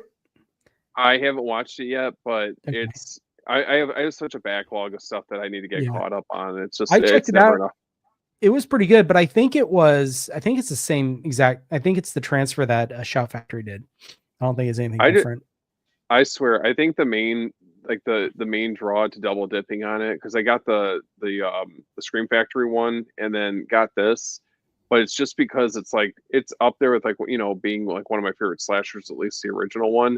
And I just felt like the Scream Factory release was just so bare bones for what you're getting versus this. I'm like, this looks nice on the shelf. Whereas, 101 Films, I don't think is talked about enough because they have their releases are really, really good, have good prices. Like their Alligator 1 and 2. So I got that one, and I mean it's a steal for what you're getting. It's a really nice box set too. Did anybody notice? Yeah, there you go, man. We'll talk later, Garrett. Lethal Weapon 4K is listed for May 20th. I'd get that. Yeah, I would. Yeah, May 20th. I don't know, man. I agree. Did you guys see on Blu-ray.com and 80s Made pointed this out to me that they are having standalone, they have placeholders for standalone 4Ks of each Nightmare on Elm Street 2 through 7. Wait, where was this? On Blu-ray.com. I saw that. I saw the link he sent. Like that Yeah. was that's pretty cool. I don't know. I want a box set, but if they're going to release individuals, I kind of also want individuals. I don't know, man. I also want I also want to. I kind of want the individuals because I want to go to VHS Slips and get their slips going for that. Yeah. Well, also I think because I already have Nightmare on Elm Street, the first one, that nice UK box set. Yeah. I personally, I would prefer them just to stick with that and get. I mean, I don't know. It's probably not going to happen, but stick with that and get the rest of them 2 through 7 in those nice thick box sets. Like Chris has said before, you're going to pay more, but to me, it's worth it to get them individually. Yeah, if they come in like a nice box set. Hey guys, what's up, man? Oh man. Yeah, I would have been here earlier, but I put the chicken in, and you guys are like, "Hey, we're going live soon." I was like, "It's already in the oven. I'm gonna wait on that." Yeah. It's all good. I was watching while I was eating, but you guys are talking about Humanoids of the Deep. I got mine, and I never saw this movie before, so this is the first watch for me. And the 4K, solid. Like it's definitely solid. But I got nothing to compare it against. So did you get it straight through? I'm assuming you pre-ordered through Shout Factory. Oh yeah, 100%. Yeah, they didn't send me it. No, I just I mean, they sent it, but I mean, I paid for it. No, yeah, Shout Factory, and I ordered it direct from them, and it came. I've had this for a couple days now. Like I already watched it, and I didn't review it, but I think I talked about it on the live stream Saturday, like I mentioned it or something. I know I mentioned how I liked it, but I got nothing to go on. That was my first watch. Great experience. The picture was pretty solid, but in the very, very beginning, there's like some dirt on the film, but I mean that's just film dirt. Like there was a spot in the left-hand corner, so I'm assuming that's probably on the original Blu-ray. So there didn't seem like there was any kind of like major restoration or something. I don't know. There was a couple spots, but then after that first opening started, the whole film was fine. Gives it gives it that aesthetic that we all want. It does. Garrett, did you get the 4K? Yeah, that was a 4K. Okay, nice. Yeah. This was because as I said, I never had anything to compare I didn't have the original Blu-ray, and then the Blu-ray that's in here is from the 4K scan for this 4K, where the old Blu-ray, I mean, it didn't include the old Blu-ray scan. It was a new one. So when I popped that in, it's a pretty good picture. I mean, I've always said if you can get a 4K scan or a 4K restoration, put it on a Blu-ray, it's a good happy medium. So it's like there's some 4Ks that people complain about. I think all of those complaints would go away if it was just on a regular. That restoration was put on a Blu-ray. We were just talking about that. I was telling the guys how I pre-ordered a Graveyard Shift from Kino, and I got the Blu-ray. Yeah. It's the 4K scan, so I have no need to spend the extra $7 on the 4K. Right. Just don't need to. No, it happens a lot. Tony brought up something, about Shout Factory shipping out early. You know what else I noticed it seems like it's getting later or earlier and earlier is Arrow. Yeah. Because like my what was it? Alice Sweet Alice. I've had it for like 3 weeks. Mm-hmm. Yeah, I think that is too, like early. I wonder if it's just like, hey, the production run's done. Let's get them out. Might as well. Yeah, probably. Are they normally that early? Yeah, like I mean, when you guys order from them. I don't know. When I ordered the Necromantic set from them, it came like 2 weeks before the technical release date, and I didn't even watch it because there was a replacement disc thing. But it came really fast, like so fast that I was a little, I was like, "Whoa, hold on, how did I get this already?" Mm-hmm. Yeah, that happened to me with backwards though. I ordered Nightmare on Elm Street. I ordered mine from the UK, and it seemed like everybody was doing reviews on it like 2 weeks before release day. Like I just saw all the reviews, everybody was getting them in, and they got the regular American version. I was just like, sucks to be me because I wanted the nice premium edition and I waited forever for it. And then that was what everybody was saying. Cause like, some people might have got a review copy here and there, but like everybody was doing a review and that was cause they ordered direct. Well, that's what happened with me with the Terrifier set. I was so excited because everybody was complaining about how it was delayed and mine was already in the US. And then the USPS was like, yo, let's send this everywhere except New Jersey. And they did that to me for like 4 weeks. Jordan got his. Like, yeah, I was shocked. So I pre-ordered mine day one, I'm sure like Chris did, and somehow yours got to the States before me, but yeah, I got mine before you. Dude, I pre-ordered mine so quick. I was on my honeymoon. We were in Animal Kingdom. And I was like, hold on. Wait, no. Wait, that was trick or treat. I ordered Terrifier in the hotel room. I think before we were out to a park. I think I pre-ordered that, and then it got to New Jersey, and then they sent it to Pennsylvania, and then it just disappeared in Pennsylvania long enough for everybody to get theirs, and then it magically showed up. So it's funny. It's funny when you lodge a complaint how they find it like right away. Yeah. Complaint with who? Oh, the post office. The post office. No, it's it's wild because that Never Ending Story set. I ordered mine a few hours after Brian ordered his because he stayed up in the middle of the night and ordered his.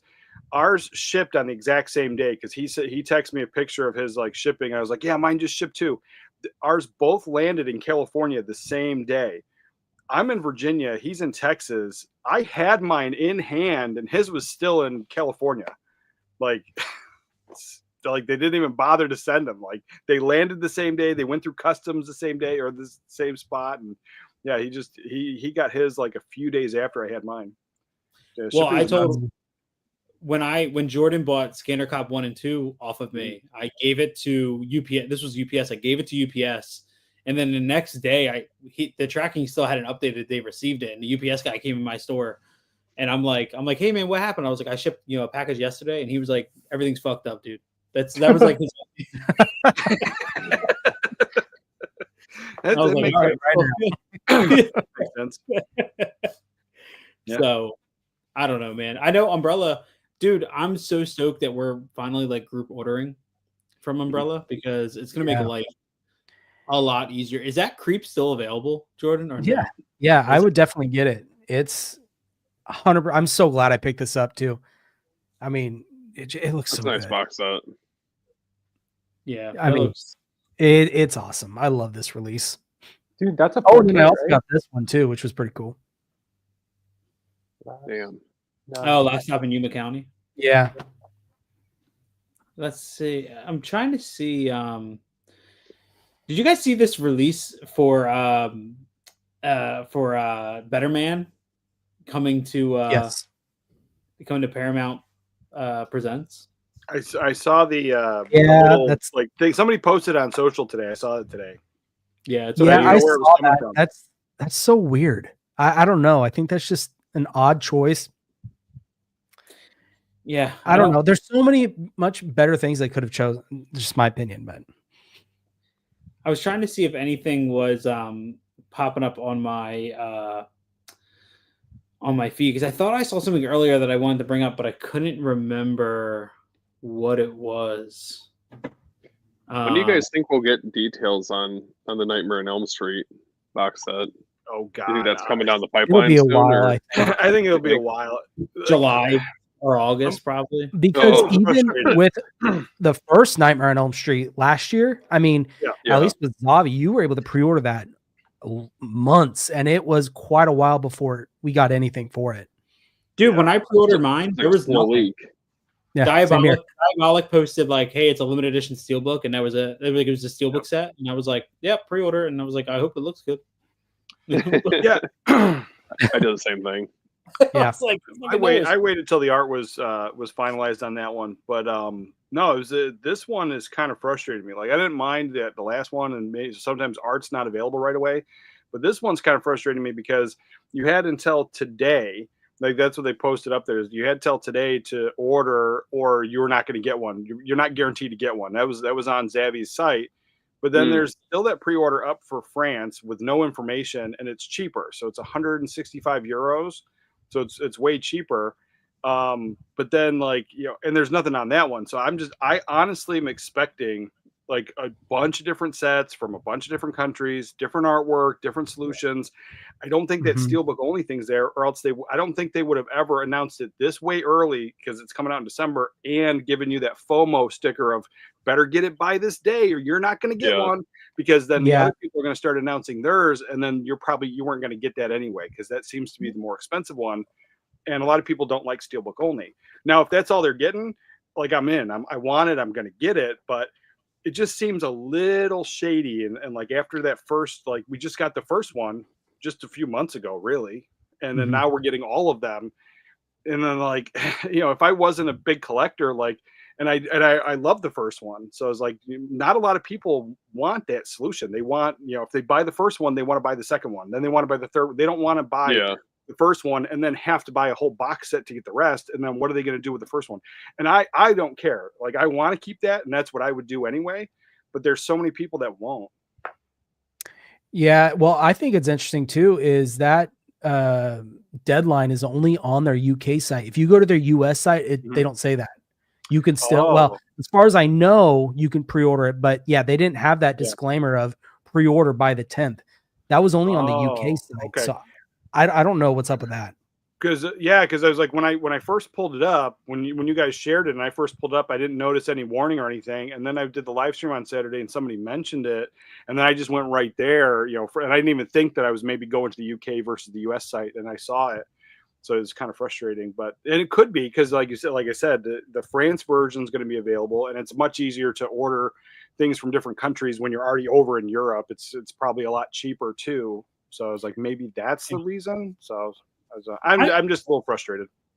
I don't know. Like, I mean, I'm curious to see what options come out. I told you guys in the group chat, and honestly, if they're going to put out individual releases of the Blu-rays with the new 4K restorations and the new uncut footage, I might just get those. I don't really feel the need to own anything in 4K. As long as the 4K restorations on the Blu-ray and I can save some money, like I'm 100% with that. As long as it's a new restoration and I have the uncut footage and the same bonus features, I'll save the $5 per title or whatever it is and just get individual slipped Blu-rays for them.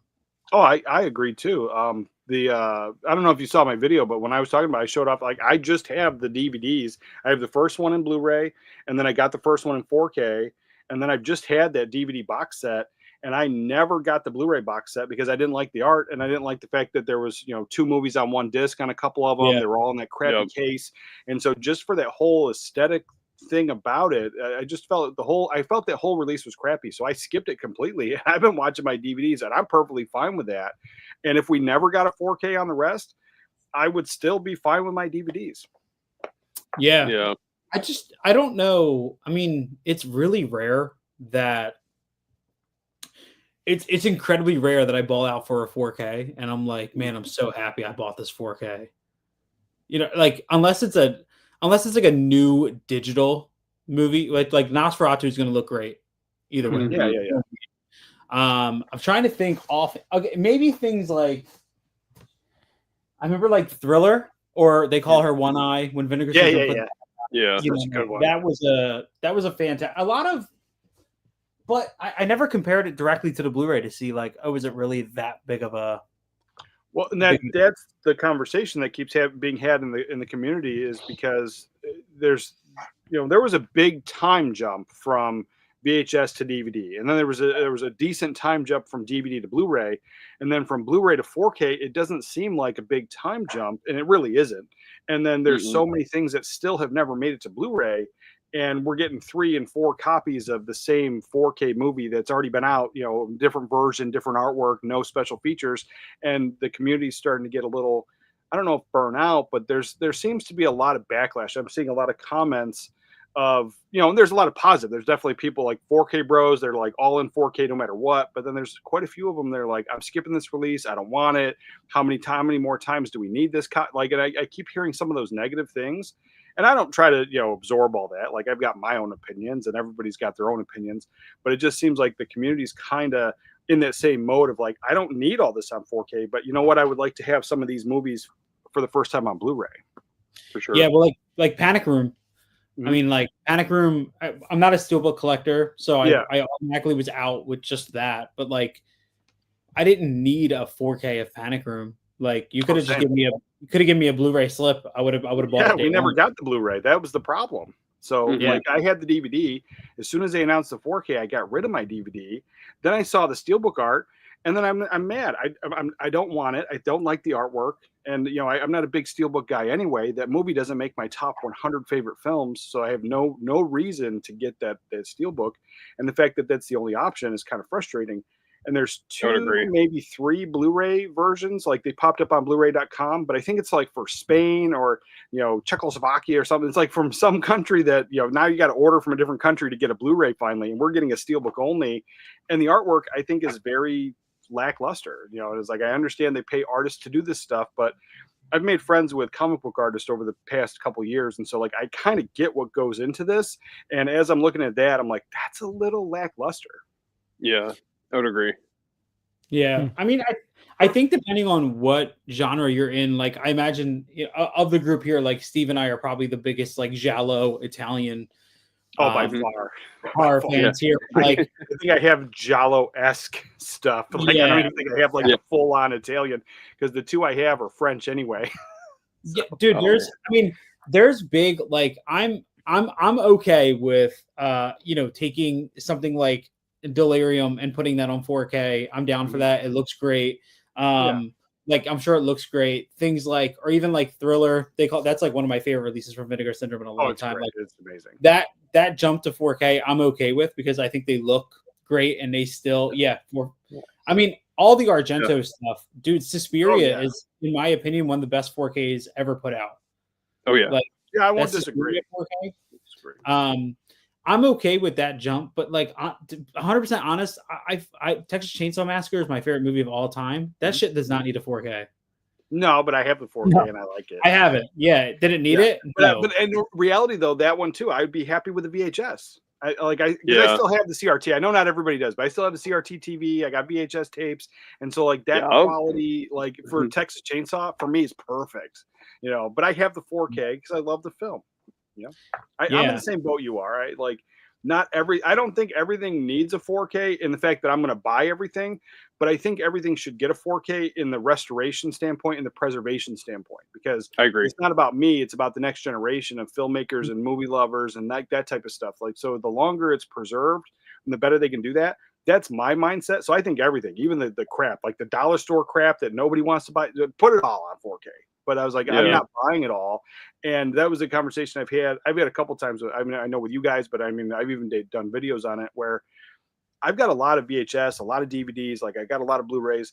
And if I were to honestly to try to upgrade everything, I would go broke and I would go insane. Like it's crazy to try to keep up with it.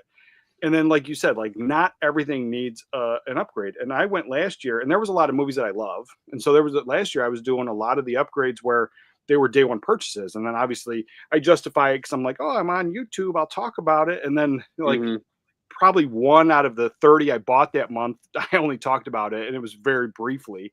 And so it's just like the justification was a waste. And then the amount of times you're watching it. And then I'm like, hey, as I watch the Blu-ray is not that bad. It's a pretty solid picture. So now I'm forcing myself. I'm only allowing 1 to 2 solid pre-orders a month, unless it's like something I have to have. Like, you know, so I'll go outside my role a little bit, but all the rest of the stuff I'm trying to upgrade. And in order to upgrade it, I have to watch it first. And that includes like, so every single day I'm forcing myself, I have to watch 1 VHS tape, and I have to watch 1 DVD. And I was like, when was the last time you guys saw Cover Up?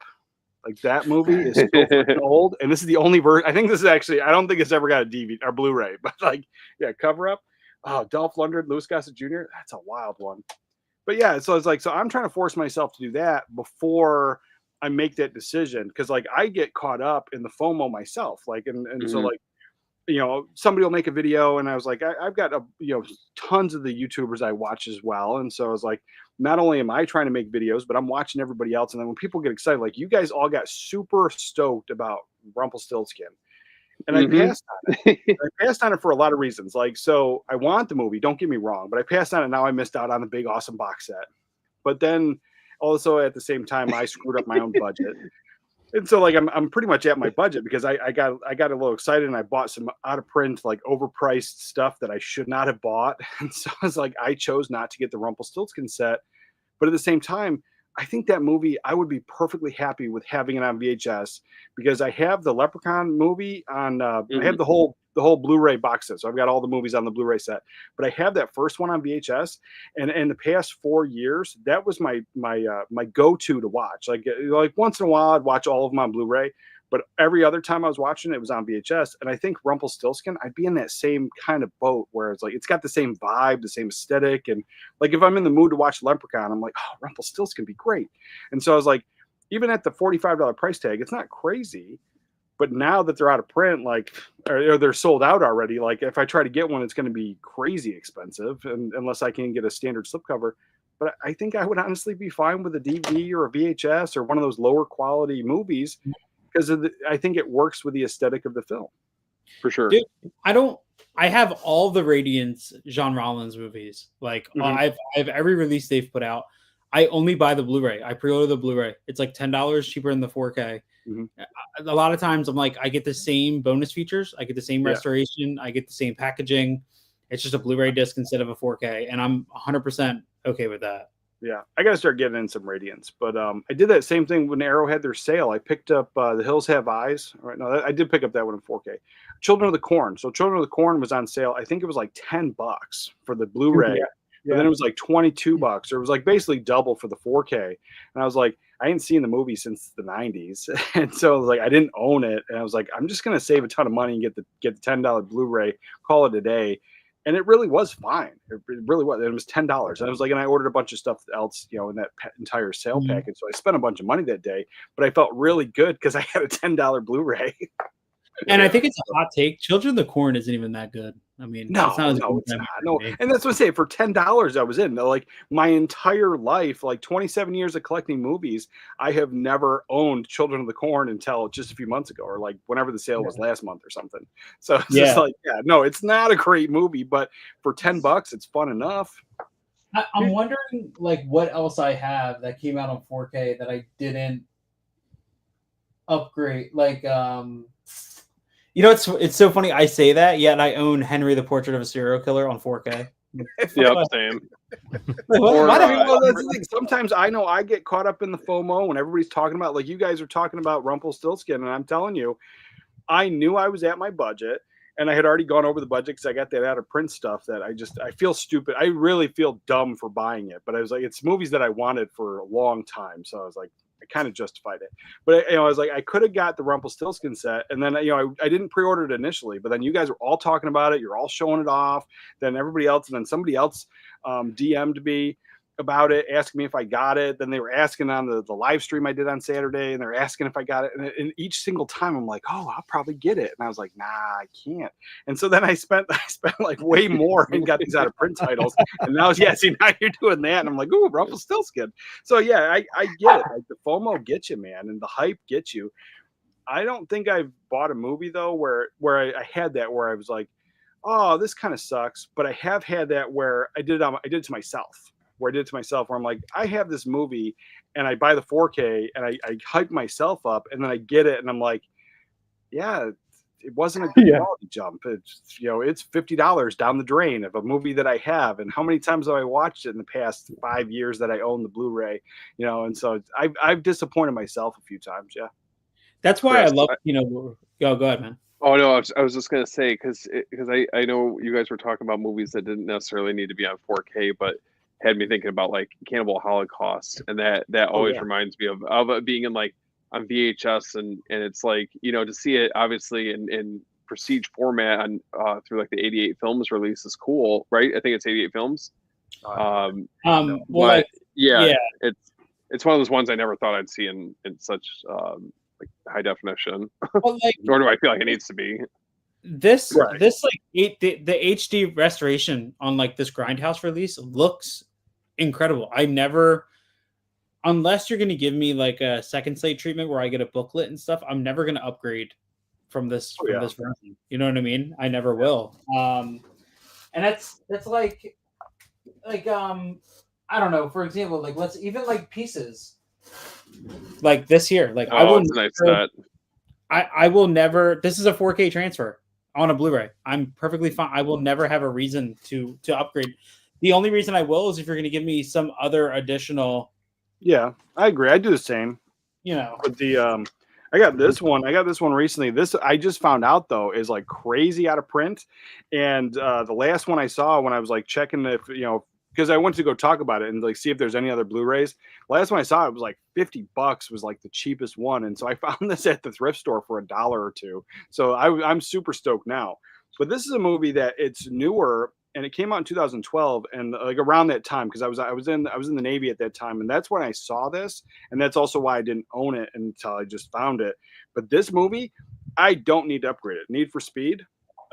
This Dude, is an I amazing love that movie for movie. Blu-ray. That's a good movie. It's a great movie, and the fact that I found one and it's out of print and how crazy it is. So this is something that That's I hadn't awesome. seen it since it had come out, and then on the rewatch, this Blu-ray.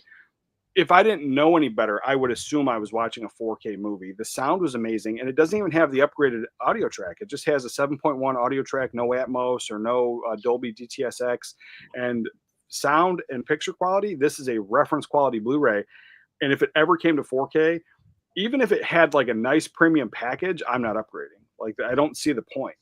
Dude, that's like Snowpiercer, man. Like the Blu-ray for Snowpiercer. It's so fantastic. Yeah. I don't have that one, but I was like, I watched it on Blu-ray, and it's good.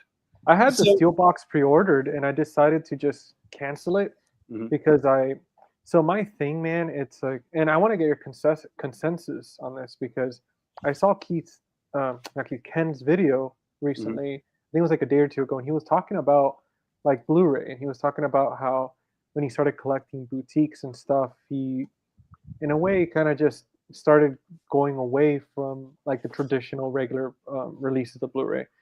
And I started thinking about that, and this week, I think I told you guys, like, I showed you my haul, my VHS haul. I started watching movies on VHS like pretty regularly the last few days. And like just today and yesterday, I was watching Beverly Hills Ninja.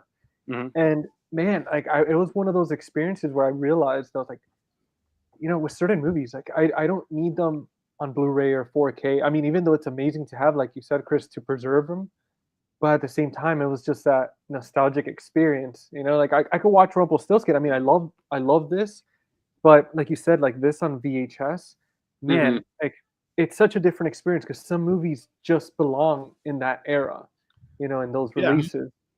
What are you watching it on? Are you watching it just on your 4K TV, or do you have like the CRT set up? No, I was watching it on my 4K TV, Yeah, and my TV has a feature where if it's like VHS or film type stuff, it smooths it a bit. And Yeah. And let me tell you, because I have, I think, the 2.1 surround sound. Like I have a very like shitty one from like I know 10 you years gotta ago. upgrade, brother. But dude, No it peer sounds pressure, so but good. you gotta upgrade. I have to, man. I have to. Like, but dude, the VHS sound is so good. I couldn't believe it. I was like, man, I feel like I'm watching like not DVD quality, but it was definitely. I was like, you know what? I forgot what it felt like to watch VHS like this, man. And It's fun. Well, I don't know if the rest of you guys get into VHS too, but like for me, it's not only the nostalgia thing, but it's about the ritual. So Yeah. like, and I don't know why you guys collect, but for me, like the biggest thing was, I always been buying movies like since the late '90s, but it was really when all of it went away. The video stores went away, like all this stuff went away. Trying to recreate that and being able to walk up here and then pull something off a shelf and just kind of recreate that whole video rental store vibe. And then and so that's part of the ritual. And then like going to Best Buy and finding movies every Tuesday, that was also part of the ritual. That was part of the hobby, and all that stuff's gone. And so now I've replaced that with going to thrift stores because even though it's not some of the greatest stuff, but you can always find a really cool thing or VHS or something. There's nostalgia. There's always something to find at a thrift store. But that kind of replaced the going to Best Buy thing for me. And then with VHS coming up here and then picking it up off the shelf, popping the VHS tape in, 100%. It is that whole ritual is the video rental store. That Yeah. is why I love it. Like, so I understand, like, anytime I pop it in, and plus I have it hooked up, so the VCR is hooked up to this TV, but then I have a LCD TV here, and it's like an old square one that sits here, so I can pop in a VHS, and while I'm working here, I can watch a tape. And like some of them, they've been worn out. I got old Blockbuster rental tapes, and so there's the fuzz and the crackles and the pops, and like it's just straight garbage compared to a 4K picture. Yeah. But man, it's so enjoyable. Mm-hmm. Well, that's the I thing. agree, Is 100%. I find that, like, as I get more into this and I get deeper and deeper, I'm constantly towing this line between collecting and curating. Mhm. Like, to me, I feel so, like, okay, for example, I know there's not a lot of Jess Franco lovers in here, but like I just picked up Blue Rita and Voodoo Passion, which is two like really obscure Jess Franco titles, which some people would kind of look at and be like, oh, that's like it's trash, which it kind of is. But Full Moon put these out. Full Moon put these out, and these are not great Blu-ray releases. They don't look good. To be honest, they don't sound great. Right. But my idea going into it is like, if somebody comes into my collection, I want them to be like, what is this weird fucking thing that you have? Like when this rolls in, when you pull this out of the envelope in front of your wife, you know what I mean? Yeah. It's like, and I can't even flip it over or I'll get Jordan banned on. Yeah. But like, I don't know, man, there's something to like just owning these in this format, which is Blu-ray, that makes me so happy. And I can dive into these and I can go like, okay, I've seen that. And I'll never talk about them again until one day. But I can't even talk shit. Y'all, I own fucking Blood Rain on 4K. See, Okay. I want to get Blood Rain. I haven't seen that since it came out. And I remember thinking it was a stupid movie, but I want it. And I was like, I feel that the 4K is a stupid purchase, but I still want it. Dude. Okay. It looks good. And they also did Postal, which is like another, they did Postal on 4K, which is another, which I have the Blu-ray, which came with the CD-ROM PC game of Postal 2. Oh, wow. And I watched this and I was like, okay, nowhere near as bad as I thought. And then I watched Postal and I was like, when you watch Team America and you're like, that's offensive, but it's hilarious. That's how it was with Postal. I was like, this is incredibly offensive, but I'm 100% here for it, Yeah. No, I don't have many in the collection that are like that, but I have Blackenstein because I growing up, I worked at a video rental store when I was a teenager, and so then like I got really into the blaxploitation stuff because I was always seeing it at the store, and so I got sucked into it, and so I have like quite a few blaxploitation films, and I know not everybody gets into that stuff, but like my favorite one, and I think Severin put it out years ago, is Blackenstein. That is straight up garbage. Like I like the movie. The movie's just, it is what it is. But the quality of the film was deteriorated and crappy and falling apart, and they just slapped that right on a Blu-ray. Like it is fuzzy and crappy, and it has this aesthetic to it, and it adds to the charm of the film. I think if they cleaned it up, I don't know if I would have had as much fun as I did have watching it. But I also remember when I watched it in the 90s, like on the VHS, it wasn't that bad either. This here, Dracula Prisoner of Frankenstein. It's a Jess Franco movie. Severin put this out last year. Incredible story. So this was they found a reel of this in like Germany. They found this, and then they found another reel like in some other obscure country, but it had footage that this didn't have. And then they found another reel in another country that had more footage. And they Frankensteined this together. And this is the first time ever this movie has been complete. They don't even know if it's complete because they don't know how many other reels there are out there with different footage. But they found as much as they could. And this movie's not great. But like, dude, there's a moment in this movie where I believe it's Dracula, or there's a character writing a letter. And there's like a voiceover, and they don't know what language it's in. So they just didn't do any subtitles for it because they couldn't get anybody to figure out what was being said. and to me, like that's just, and they were straight up like, yeah, we sent this like to our people who do this, and they were like, we don't know what language they're speaking or what they're saying. So they were like, fine, we'll just do no subtitles. Speaking of Severin, did anyone pick up Night Train Murders by chance? Mine's on the way. Yeah, Great, man. great cover. Great cover. Yeah, because I think I believe is it 88 Films. I think is doing their own separate release. Yeah, I mean the art's nice for that, but it's just like Severin got to me first on that one. The other ones I was going to show you guys, I ended up picking up Last Cannibal World Hell on yeah. 4K, and then I don't know if this is one that I really needed on 4K either, but Eaten Alive. I have a No. great cover of Eaten Alive. This one here. Yep, I have that one as well. Yeah. And then this, speaking of FOMO, because I know I felt like everyone was going crazy over this, but I wanted to make sure that I got a copy of this, like, just have for the collection. But that was one of my I think favorites. I'm the from only last one that year. passed on it. Really? Yeah. Oh, Are you getting that that movie. movie?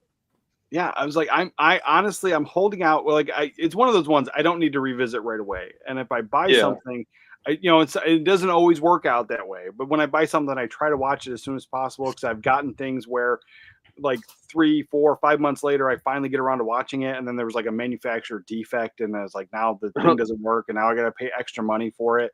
I got Silence of the Lambs on Criterion as a Christmas gift.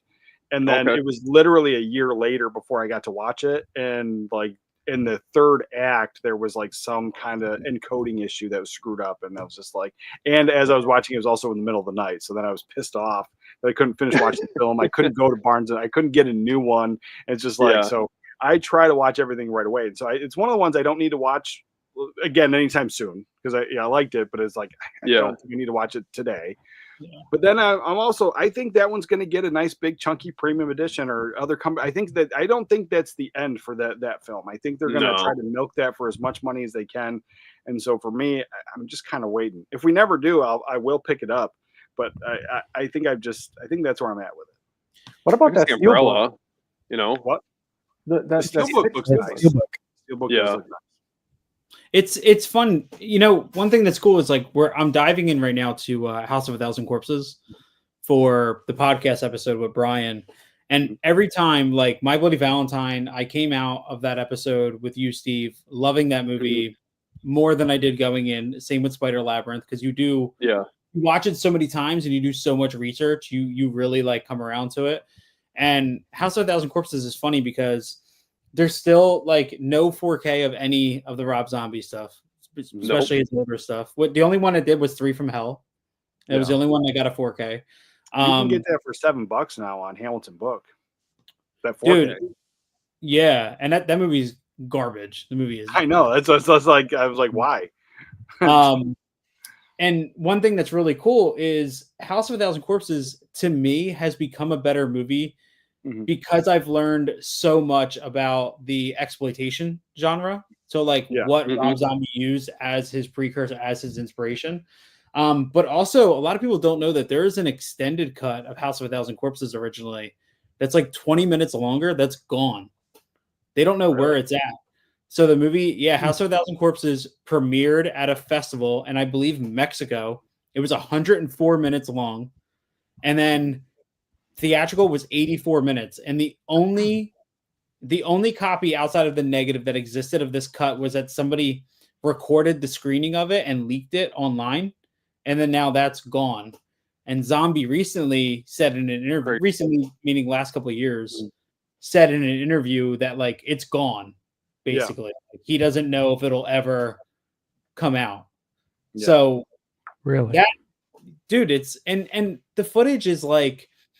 I think there was like a big sequence with some lady who like would reenact the ending of famous movies with dead animals. That was like one of the scenes that were cut. And then it's like 15 minutes of his wife like being whatever, you know what I mean? Yeah. That's what's missing from the movie. But still, I'm like really mad we don't have that 20 minutes. You know what I mean? Do you think his movies need? I don't. He's like one of like the few directors that I don't have like this longing for any of his films to be on 4K necessarily. I almost feel like it captures that aesthetic. He goes for that kind of the grindhouse. The only, with a lot of his movies, the only ones that I would say would be the Halloweens, but that's it. Only those two. I think and just because of what they are. Mhm. I think Lords of Salem will get one.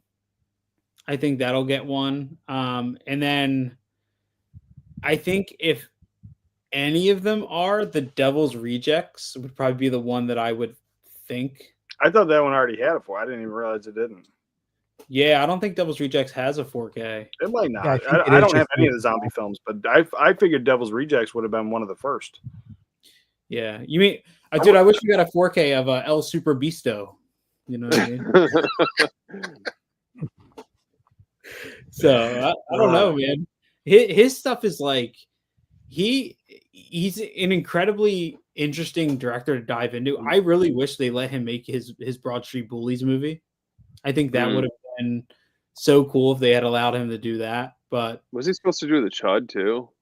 Or like I don't know if it was a remake or like a reimagining. I swear I remember seeing something about him supposed to be doing a Chud project at one dude, point.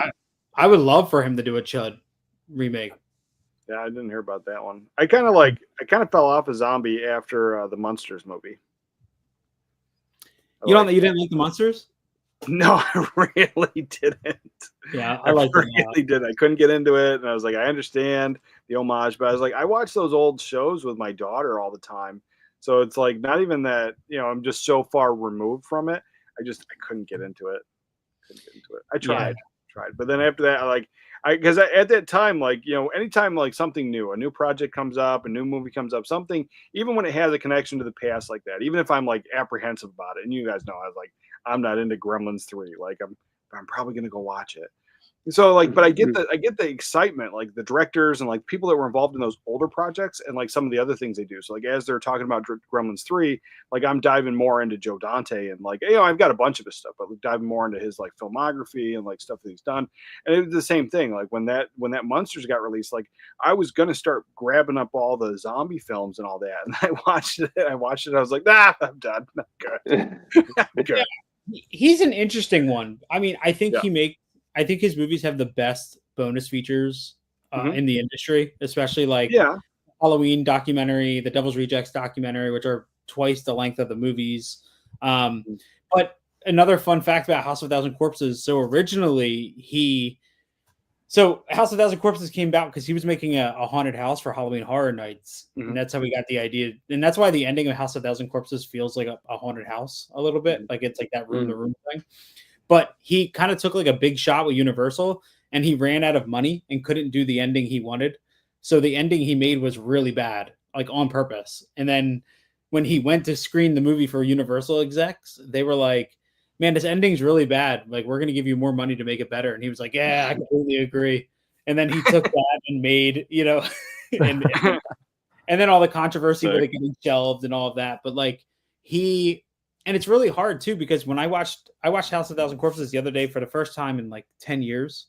And that opening dialogue between Captain Spaulding and the weird guy about the retard. And I was like, oh, great. Now we're right back in this, you know what I mean? This dialogue, like wormhole that he gets. It's like the scene in the kitchen from Halloween. Yeah. Oh God, who talks like this? But he was born around people who talk like that. So that's kind of what he knows, I don't know. It's interesting. Yeah, I know what you're talking about, but it's like different than like when you hear Mark Hamill talk about how George Lucas wrote the lines for Star Wars and how that was just nobody talks like that. I never got that feeling from like those dialogue wormholes like you were talking about. Like when I watch it, like I know what you're talking about, but like I never felt like, oh God, who talks like I didn't, I felt it was off, but it didn't stick with me. You know what I mean? I think it came more to light in House of a Thousand Corpses after so many people talked about it in Halloween. Oh, okay. That seems to be the big thing against Rob Zombie movies are the dialogue. That's like what everybody goes, because I think visually all his movies are great. Yeah, and I remember like when he did that first Halloween, I was stoked about that. Like I went to see it in the theaters. Like when it came out on DVD, I bought it right away. Like I liked it, but then like the second one came out, and then like after revisiting all the original Halloweens and like getting into that and like doing like the marathon, when I got to the zombie films, I'm like, I don't think I like these. I think I liked them at the time because they were new and they were fresh. And so that was where I stood with it. And so like the problems that people talk about, like I get it, but then I kind of, like I said, it didn't stick with me. So like I kind of forget about it. And then you're bringing it up now, and I'm like, oh yeah, I see what I you're actually talking like I like his Halloween when it's remaking Halloween, just Yeah. because it feels like The first one I was kind of into, like for real. It's the second one just kind of it tossed me off the whole thing.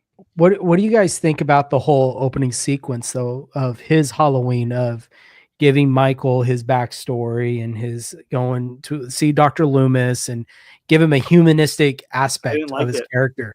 I didn't No. like it at all. And and you see that a lot in modern cinema, and like anytime they talk about Right. making things for the modern audience, they basically humanize the villain.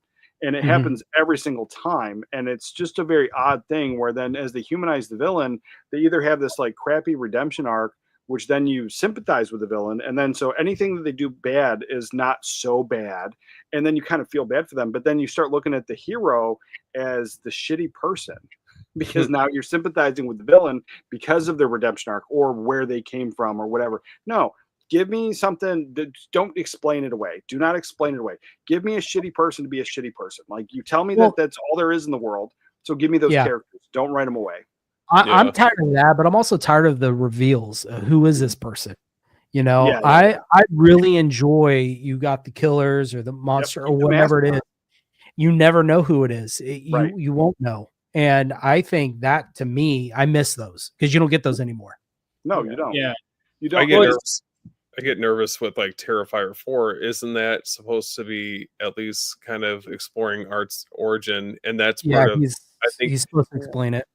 yeah, and it's kind of goes back to what you guys were saying about like the Rob Zombie Halloween movies. Like I'm perfectly fine without I don't I don't need, you know, whatever the backstory is, but I don't necessarily need that in order to have an appreciation for that character. It's I Right. mean him being you know, just to have no backstory, I think enhances the character versus you strip that away and then it's like, okay, well, I mean, for him being behind the wheel, I don't know if that's really the origin story I would have thought, you know. Well, But yeah, I mean, there's something more chilling, scarier about the villain or whatnot, not knowing who he is, or you know, Right. he's just.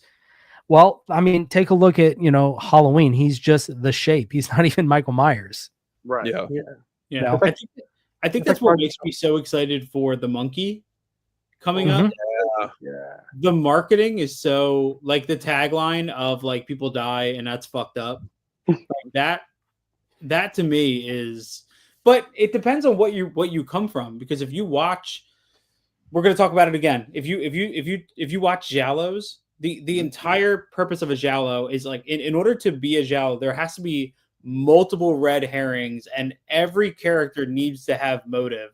And the fun part about a Giallo is getting to the end because the reveal is always so ridiculous. It's Mhm, always like how there's no way that possibly happens. Right. They make it fun. It's not like oh yeah, clearly it was him. It's always like the guy who was there to witness the killing was the guy who also did the killing, and it's because of some ridiculous reason. So like if you're gonna have fun with it like that, I'm fine for it. But like Mhm. I think that's why Longlegs. I did not like that one. So as much as I liked it, my wife checked out as soon as it became like a supernatural bit. That She didn't was like- bother me though. It just I didn't like the Yeah. execution and then the third act. Like that just kind of threw me up. The whole thing, I can see why some people like it, but for me, like I went in hearing the constant, this is a new version of Silence of the Lambs Yeah. mixed with supernatural. It's like, it's just like what? And then the third act, I felt was like extremely cheesy and like why she knew what was going to happen, she just allowed it to happen. Like I don't know. I checked out on that early, but I was kind of in on the supernatural. My thing was I think that Nicolas Cage was underutilized, and they let Nicolas Cage sit in a room and be crazy in a room like that. That is I think a waste of his talent. And like I mean, love him or hate him, I'm like you got good Nicolas Cage, you got bad Nicolas Cage, a whole bunch of films, but I think that entire scene in the jailhouse there in the room, I think that was a waste for him. But Well, I think the tying everything in from the very beginning, like she knew Longlegs when she was a kid, and then her mother was involved. Like I was just like, this feels like a crappy TV movie, but I understand why people like it because it didn't have any of the signs of the modern audience conversation. It didn't have any lecturing. It didn't have you're a bad person because of this or you're a good person because of this. It just felt like a normal freaking movie. And so it's like that's why I think a lot of people liked it, but I couldn't get it. Did you guys? How many of you guys seen Hard Eyes yet? Anybody? No, Well, I like that's kind of what I think about Hard Eyes is they did pretty good. Was very similar. I mean, yeah, I don't want to spoil anything. They do reveal who it is, but it's one of those they don't give them that sob story motive at all. It's just they're just crappy people. And I like think that. that was a good thing about that I did enjoy. That was a fun movie. Yeah. It was fun. I don't know. I mean, as much as I love using Letterbox as a platform, I hate the Letterbox like push on a lot of these movies. I feel like Longlegs was like that Letterbox approved movie where it's like people who don't like horror movies really like this horror movie and they make it as if it's not a horror movie and they give it like this prestige. That I feel like that happened with Longlegs. Yeah, You know I what think I mean? Letterbox is kind of like the new Rotten Tomatoes. I think it's kind of bullshit. So I was like, I don't use Letterbox because that's how I feel about it. I think it's just the new Rotten Tomatoes. And I see the benefits of it, but then at the same time, like that's just another thing I have to do on top of all the other things that I do. So I kind of skip out on it. But when I see that like stamp of approval, I also check out.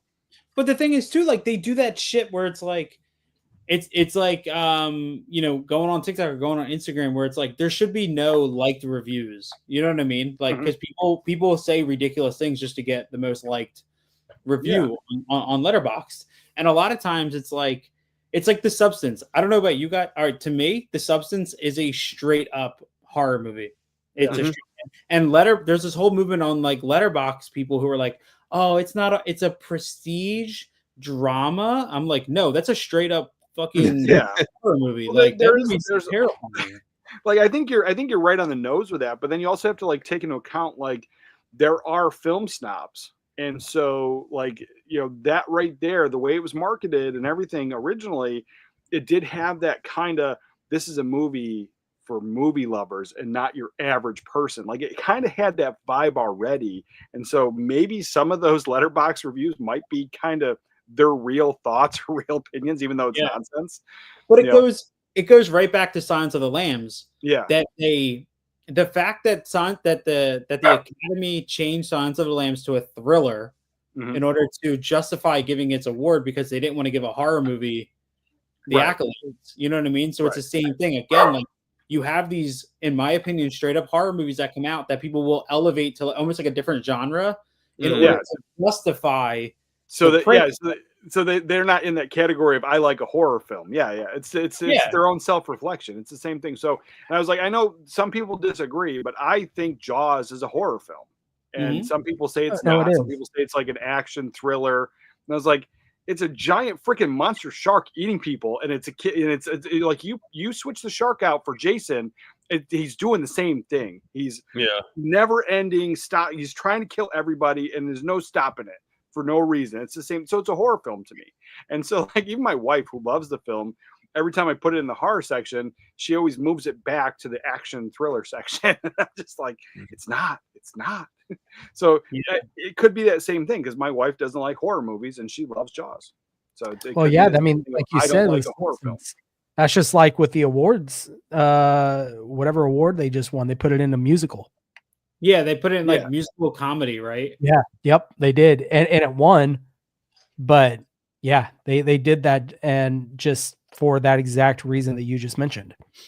Yeah, it happens all the time, man. That's exactly what and I mean people we saw Substance like very early on. Like I think we saw like opening, like technically what the opening night was. So before all the big hype.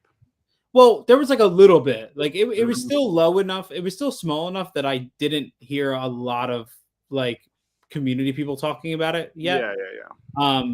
Because I feel like it was like that Friday, Saturday that really got the ball rolling, and we saw it on the Thursday before that night.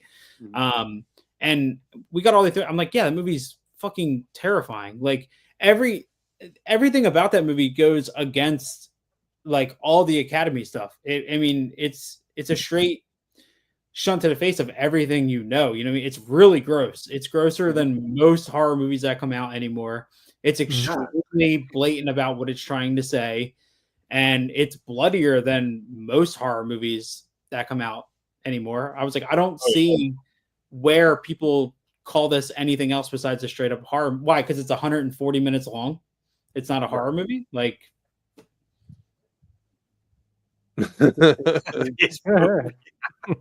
Yeah, I have no reason to watch that soon.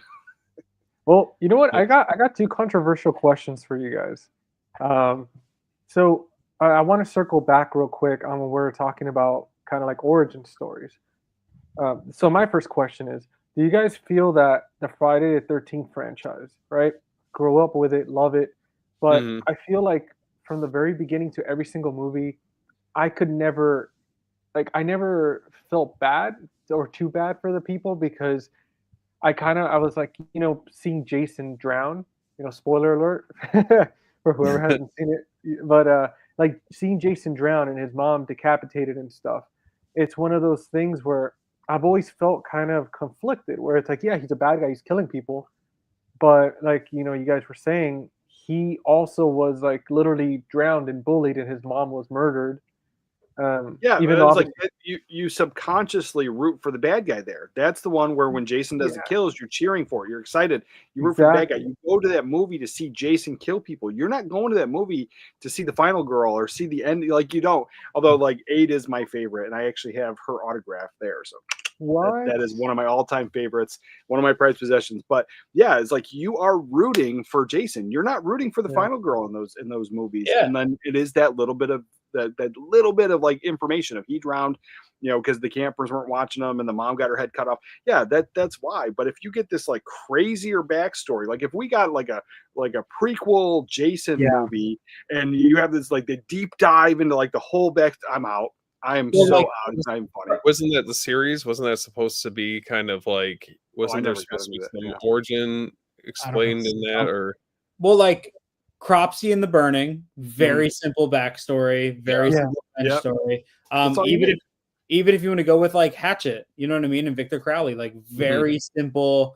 I mean, they elevated it by making him have, you know, mental, you know, the whole thing. They elevated a little bit by doing that, but like again, you know, you got to say just enough to get them where they're at, and then let it go. Madman, it's another one.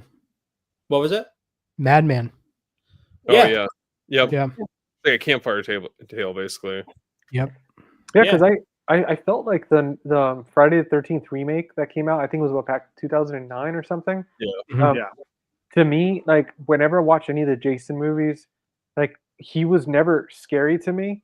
But it wasn't until that remake that I was like, it's kind of like the zombies that run and chase you like in 20. You know, so for me, like watching Jason in that remake for the first time ever, I was like, actually, like, holy shit! Like, if I go into the woods, like, and this guy's running full speed, or the way he just like grabs the axe, and it cuts the scene where, like, in the very beginning, where he kind of like swings the axe and it's about to like hit her in the face, and it just goes black.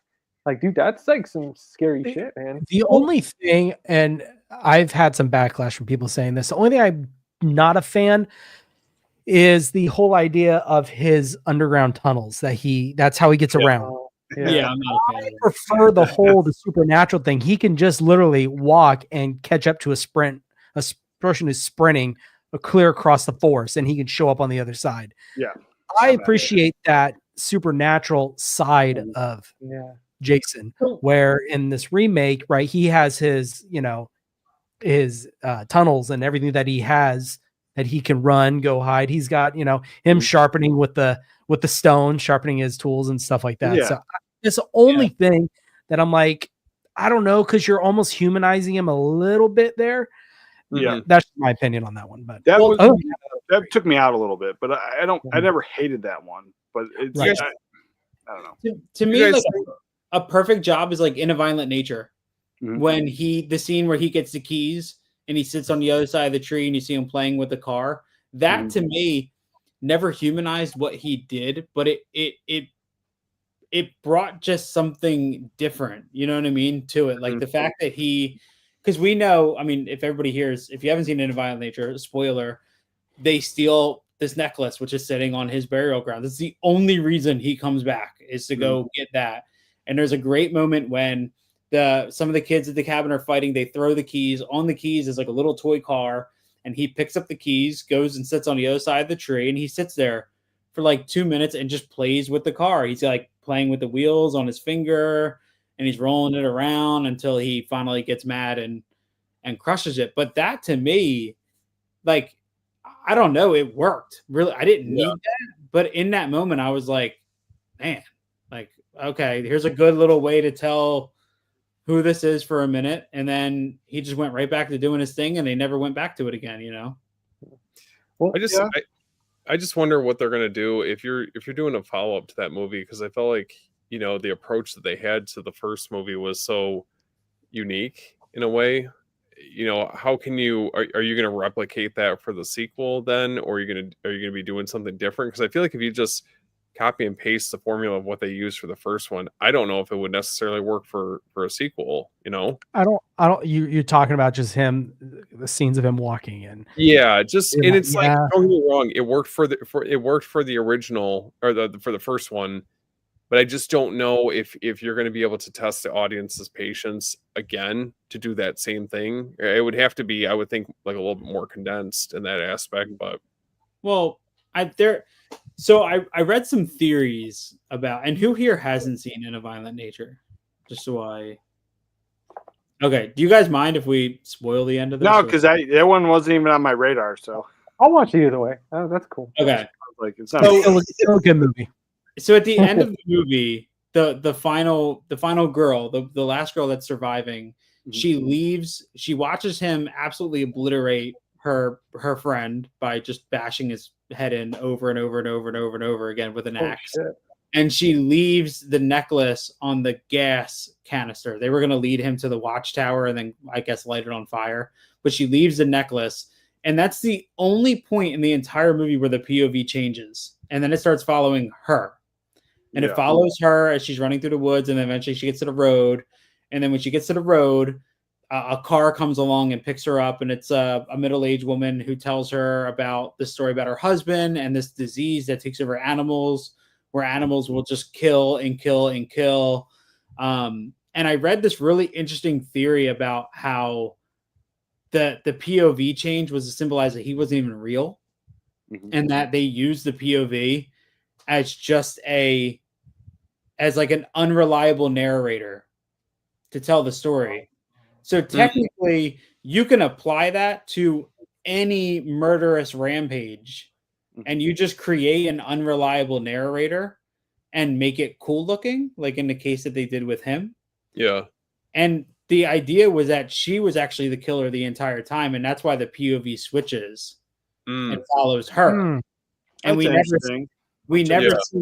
never see where he goes. Really?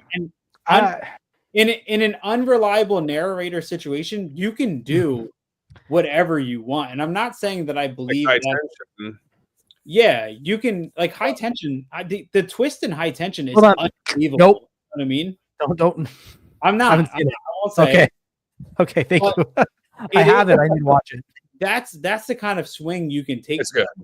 You know what I mean? You can take a wide swing like that, and it's just, so it's an interesting point. It's like one of those things where it's like, okay, yeah, I get that. I don't know if I would mind that. I like that, because I got to be honest, and I want a Jason versus whatever his name is in a Violent Nature. Give us that movie, because he's basically Jason. Dude, he's like his brother. So just they need to capitalize on that and give us I don't remember his name in the movie, but yeah, I think that the tree cutter scene in A Violent Nature is one of the most disturbing sequences in a horror movie in a long, and honestly, like, major shout out to that practical effects team because they pulled that off in a genuine one take, and it looks absolutely incredible. easily one of the most uncomfortable scenes I've sat Okay, through. now I gotta watch it now. Now that you guys Yeah, have spoiled it, I it's- have to watch this now. Yeah, it's like, and it's so like, guys, vouch me on this. It's so drawn out that I remember sitting in the theater and I was like, somebody just make this stop. Please make Well, it's this stop. almost those as it's going, you start sinking, deeper in your seat, and you're just kind of like looking around, like, are you kidding? Walking backwards out of it. It just keeps I was going. like, looking down at my nachos when this is happening. I'm like, please, just like, okay, I understand what's going to happen. It's gonna be fucking terrible. Just get it done, please. Yeah, it's a really crazy sequence. I want to see the new Jason, the new 2009, like super violent, rabies-filled Jason against that guy. That'd be badass. See, that's the thing. Like that one, I don't know if I'm like super into that one. Like I think that is fine, but like I said, like that one part took me out of the movie a little bit. But I was like, I never want to revisit that Jason. For me, it's number 8. Like the Jason we had in Jason Takes Manhattan. Like that's my favorite Jason, and so that was a good one. Yeah. Yeah. Well, that's so like that's my thing. So I was like segueing off that. Like so you said that the POV change. The only movie like that I recall that had something like that, just I was just like, whoa, was Pet. Did you ever see that one? Mm-hmm. So it's a very hard to find, a very obscure movie. So it's called Pet, P-E-T. Like, so this guy has a girl in a cage, and we're seeing her every single day. She's in a cage. He's got her. He's feeding her. He's taking care of her. And you have this whole thing. It's a wild movie. High recommend. I'm not going to say anything else, but like that's a good movie. But it's also super hard to find. Check it out. But then in that, like, I started thinking about the conversation of, in the earlier, I kind of threw the film snobs under the bus, but like in that kind of, the elevated horror, like that's the conversation. So I'm not a big A24 guy. Like I see A24 films and I'm always like, not for me. But then I talked to a friend of mine who like really gets into that, and he's all about these. He calls them elevated horror films, and he's always looking for like something that's really smart. And I was like, I don't want a smart horror film. I don't want something like that. I want something like this. I want all these films here, and I would have never had this entire box set. Like, I like the box set. I bought this, but like, if I owned these individually, I would have only had the first 2 and number 8, and that's it. Like Jason Takes Manhattan. You're not a Final Chapter Jason Lives fan? I like them all. I like them all, and I like them in this set. But I was like, I'm telling you, like the rewatchability for me is 1, 2, and 8. Like, man, all day long. I marathon these once a year. Those are mine right there. 3 and 4. Those are my favorites. Yeah, those are good. Those are good. The 3D, the whole 3D aspect, I think, is the best. The little harpoon shot. It's good. Yeah. It's good. Like, I think they're fun to revisit. But I'm telling you, like, if I didn't have this box set, I probably wasn't revisiting these like as often as I do now. What about Freddy versus Jason? Freddy versus Jason, I think it's good, movie. But like, I don't need to watch that one every year. I don't. Yeah, this is the only one I need to watch every year, and I think it really is because this is the only Jason movie that I felt that I was like, I didn't just root for I rooted for the final girl in this one, and it's because I have her autograph. Oh yeah, awesome. So like that's where I'm at with that, and so like the conversation of the elevated horror. I want this. And I was like, somebody can, say that it's schlock or it's just, slashers to be slashers. Like everything that Jason Takes Manhattan is, I want more of that in modern cinema, modern horror films. And when you break it down, there's it's just fun. All around fun. Interesting point I just thought of, Steve. Would you consider the giallos kind of like the elevated horror of the 70s and of the 70s? They were kind of like I kind of feel that a little bit, but like I don't own a lot. I've just seen a couple. They're very I don't, correct me if I'm wrong, but it feels very hand in hand almost with the American slasher in certain aspects. Just you can see that there's a lot at least what I've noticed is that it feels like there's a lot of overlap in just various aspects about it. And I think that that's why I initially gravitated to them. It's because, growing up on like, your Nightmare on Elm Street, your Friday the 13th, those type of movies, I felt like there was a lot of similarities, I think, in like different types of technique and camera work and plot. It's you know, I mean, look at a lot of like the bigger like movies, like, you know, in the, I would say the 70s and 80s for horrors, you know, movies, and a lot of them are just so like the plots are just so far out there compared to what we get now. And I would say the same thing with Giallos. Like their plots are kind of, I don't know. I don't think it's for everyone, you know.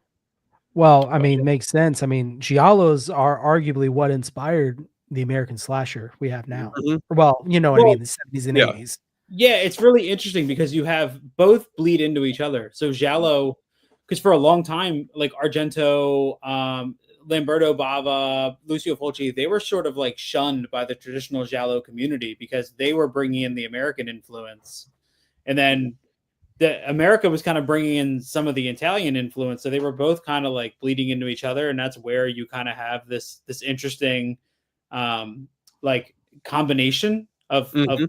both, you know. But to me, I mean, you got to think Dario Argento was the first person to ever do an extremely complicated crane shot, and he did it in Tenebrae. There's a shot in Tenebrae with a crane that goes over a roof. It looks through a window. It goes over a roof. It's like a 5-minute shot, man. It goes over a roof, down to another window, down. They were given the ability to be incredibly artistic with no rules. There was no boundary to it, and that's why Giallos are like, I mean, look at Torso. I just made a post the other day talking about how Torso is like this incredible contrast between one of the most brutally violent movies you've ever seen and the most beautiful at the same time with the way it's handled. Or High Tension, like the French New Wave. No spoilers. No spoilers. No, I'm not going to spoil it. But the French New Wave was the same thing where Alexander Haga said, hey, in French, we can show nudity and we can show sex, but we can't show violence. And in the US, they can show violence, but they can't show nudity. And we're just going to combine both of them. Mhm. And that's the same thing that happened with Italian horror in the 70s. So Chris, I have something to admit to you guys. I don't think I've seen any of the Jalos before. Oh man. That's You're dude, missing it's out. But I was like, I've only have a couple under my belt. But I was like, from what I've seen, like it's fun. it's one of the things like I have to be in the mood for it. That's a reality. And then like I've got my wife and then I've got girls and my youngest is 8. So like those types of films, I have to wait till everyone's in bed to watch Yep. because Yep. my wife has nightmares on Gremlins. So it's like there's no way I'm watching anything good. And so like stuff like Suspiria, like I had to watch that at like 2:00 in the morning. I had to wait till everybody went to bed. Like You have to lock the door. Although Phenomena, like I like Phenomena, like everyone goes gaga over Suspiria, and it was like I waited so long to watch it because it was one of those things where everyone's like, "You got to see it, you got to see it," and like I have this thing where when there's like bandwagon fandom, and like nobody's going, "Yeah, I didn't like it," or "That movie sucked." Like nobody's saying that. Every single person was telling me that it was the best movie ever, and you have to see it. And this was long before the remake too. And so then like everyone's telling me I got to see this. Even what? Which the remake sucks. Just saying. Yeah. And so like, but then like everyone's telling me I got to see this. Even non-movie fans, like regular normal people, are like, "Oh yeah, Suspiria is the greatest horror film ever," and I'm like, "Yeah, I'm gonna cap out it. I'm not gonna watch it." And then and every time I would be like, "All right, I'll give it a shot," like somebody else is like, "Oh my god, you got to see this." And so like I finally, after years of hearing that, finally there was like a time period where nobody had talked about it ever. I happened to be in the Best Buy. The 4K was there. I bought it. I was super happy. And I went home. I watched it. And man, I was like, I like Phenomena like a million times better than I like Suspiria. I don't dislike the film. I like the film, but at the same time, I look at it and I'm like, I don't understand what the hell's going on. And I don't think it's a good film. Like, I think I enjoy it, but I don't know if it's a well-made film. It's a beautifully shot film. It looks beautiful. There's some really intriguing things, but if I were to try to break it down, I don't even know if like Argento himself like really understood what was going on. Well, That's just my hot take on it. I don't consider Suspiria a giallo. No, just to answer the question down No, there. I don't either. I'm just saying like Yeah. like that's one that came up, and so like that Yeah. was my thing. Yeah. Well, I think I don't have any- GC, I think if you're gonna, and I hope Steve has my back here. I hope if you're gonna dive into the world of Italian horror, I think where you should start, and I think you should watch this with your family, is a Lucio Fulci movie called The New York Ripper. The New York Ripper. That's one I have on my radar. I've been wanting to get Very into that. family friendly. I was gonna say I haven't even seen that movie. New York Oh, it's Ripper. Writing Yeah, it down, you'll guys. you'll never think of your toes the same again, man. You Nice. never yeah. will. I would say if you're starting like for I don't know. I mean, this is just where I would suggest starting, but Bird with the Crystal Plumage is like probably right there where you're going to want to start out, and then you can branch off from there. Because I feel like depending on what you appreciate about it, if you like the more mean spirited or like more violent, like there's definitely that. There's more of like the mystery element, the like the almost erotic type thriller giallos. So there's so many different avenues that you can go, but Dario Argento, Lucio Fulci, Mario Bava, that's really good for You could starting almost argue start out, Alice Sweet Alice is another one that if you want to Yes. ease your way I into a like that. giallo-esque genre, Giallo-esque. that's a good blend of your American, but it's highly Palma. considered an American giallo. And You same guys with give me some like homework. I would say too, man, even like a lot of people don't recommend this, but even go back and watch like Bay of Blood. Bay of Blood is Bay of Blood is what inspired Friday the 13th, but that's very Italian giallo-esque, and that's kind of like what started leading into your slasher territory, very heavy. Or like it's called like Death of the Twitch or Twitch of the Yeah. Death Nerve. What's the other Black Sunday? I think is the other title. There's a bunch of titles for Yeah, for Bay of so Blood. like that one, that's definitely one that I mean you could get, I mean Mario Bava was kind of the starting point to a lot of it, but I would say if you're trying to get something that's a little bit more accessible, I mean Dress to Kill, that's Body Double, Yeah. those type of movies. I mean if you're not looking to just jump right into it like Italian giallos, that I feel like that's like a good starting point, and then you can work your way into it to see if that's even something you like. Yeah. It's a tempo thing, I think, and Dress to Kill does an incredible job at like matching that tempo. Because giallos are I think to most people they're very slow, Mhm. and it's just the style. Like to me, Dress to Kill, the museum scene is sort of like a perfect representation of the tempo and the timing of giallos, where it's just music, and Mhm. it's just like because in Dress to Kill, the museum scene is very like disorienting to me, and it's a little bit of a frustrating scene because it just keeps going. And you're And trying to figure it out. Like you're figuring out where's the payoff. Yeah, and it just keeps dragging it out and dragging it out, and then you start losing location. You know what I mean? You're like, wait, hold on, where are we in this museum? And it just keeps going. And then Dress to Kill is infamous for switching up the character halfway through, halfway through the movie. But Another one, if like you're looking for like the trinity of movies, I feel like that Brian De Palma did. Those, if you're looking for something that's like giallo adjacent, I feel like those are good starting points. Sweet Alice is another great option too, for sure. Even like, I mean, most of Fulci's stuff is I wouldn't say giallo, but like to get into the Italian groove, like House by the Cemetery, Gates of Hell, like all the Fulci stuff is very accessible. Just get the Houses of Doom box set, and you're good to go. Just so good. Just skip the House of Horrors. That's it. Yeah, don't watch that one. That one's it's a waste of time. My opinion. You know what? Speaking of waste of time, I had that. So this is my controversial question. So for going back to the substance, do you guys like? And this is something because I just watched it recently and a few days ago, and it kind of stuck with me. The ending. And do you guys feel like the ending was a little bit dragged? Like the last, for example, I feel like when she originally not the clone of her or whatever, but like when what the hell's her name? I'm freaking blanking on damn it, what is her name? The actress, the Margot Qualley? No, the other Demi one. Moore? Demi Moore. There we go. Jesus Christ. So with Demi Moore, when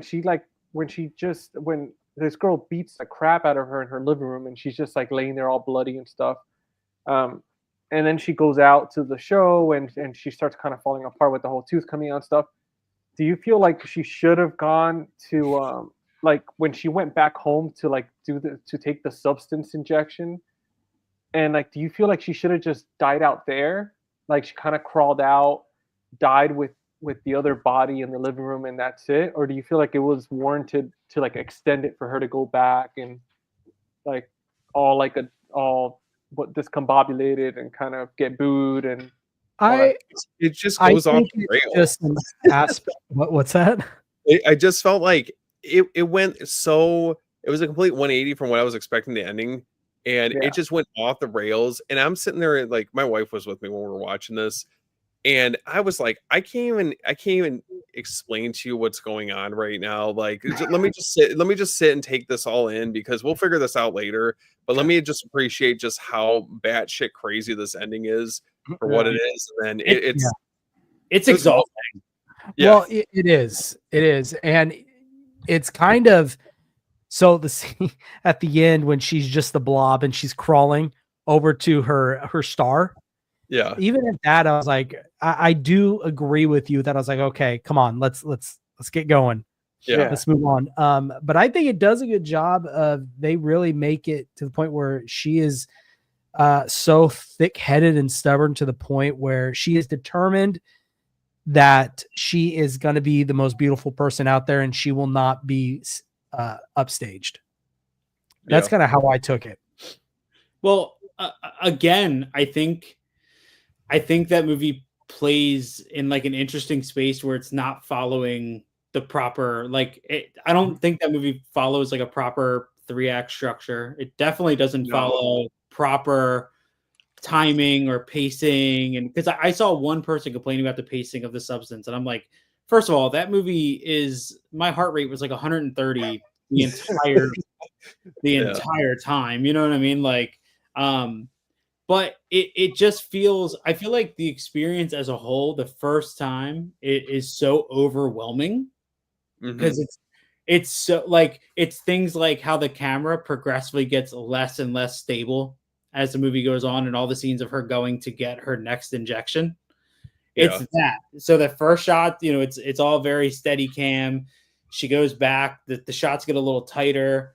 As things start getting worse, the camera starts shaking to the point where the last time she goes to get her box, the camera's just things are just going crazy. No. And I never, dude, I saw when we watched The Substance, my jaw was physically hurting the next day from being agape for like hours of that.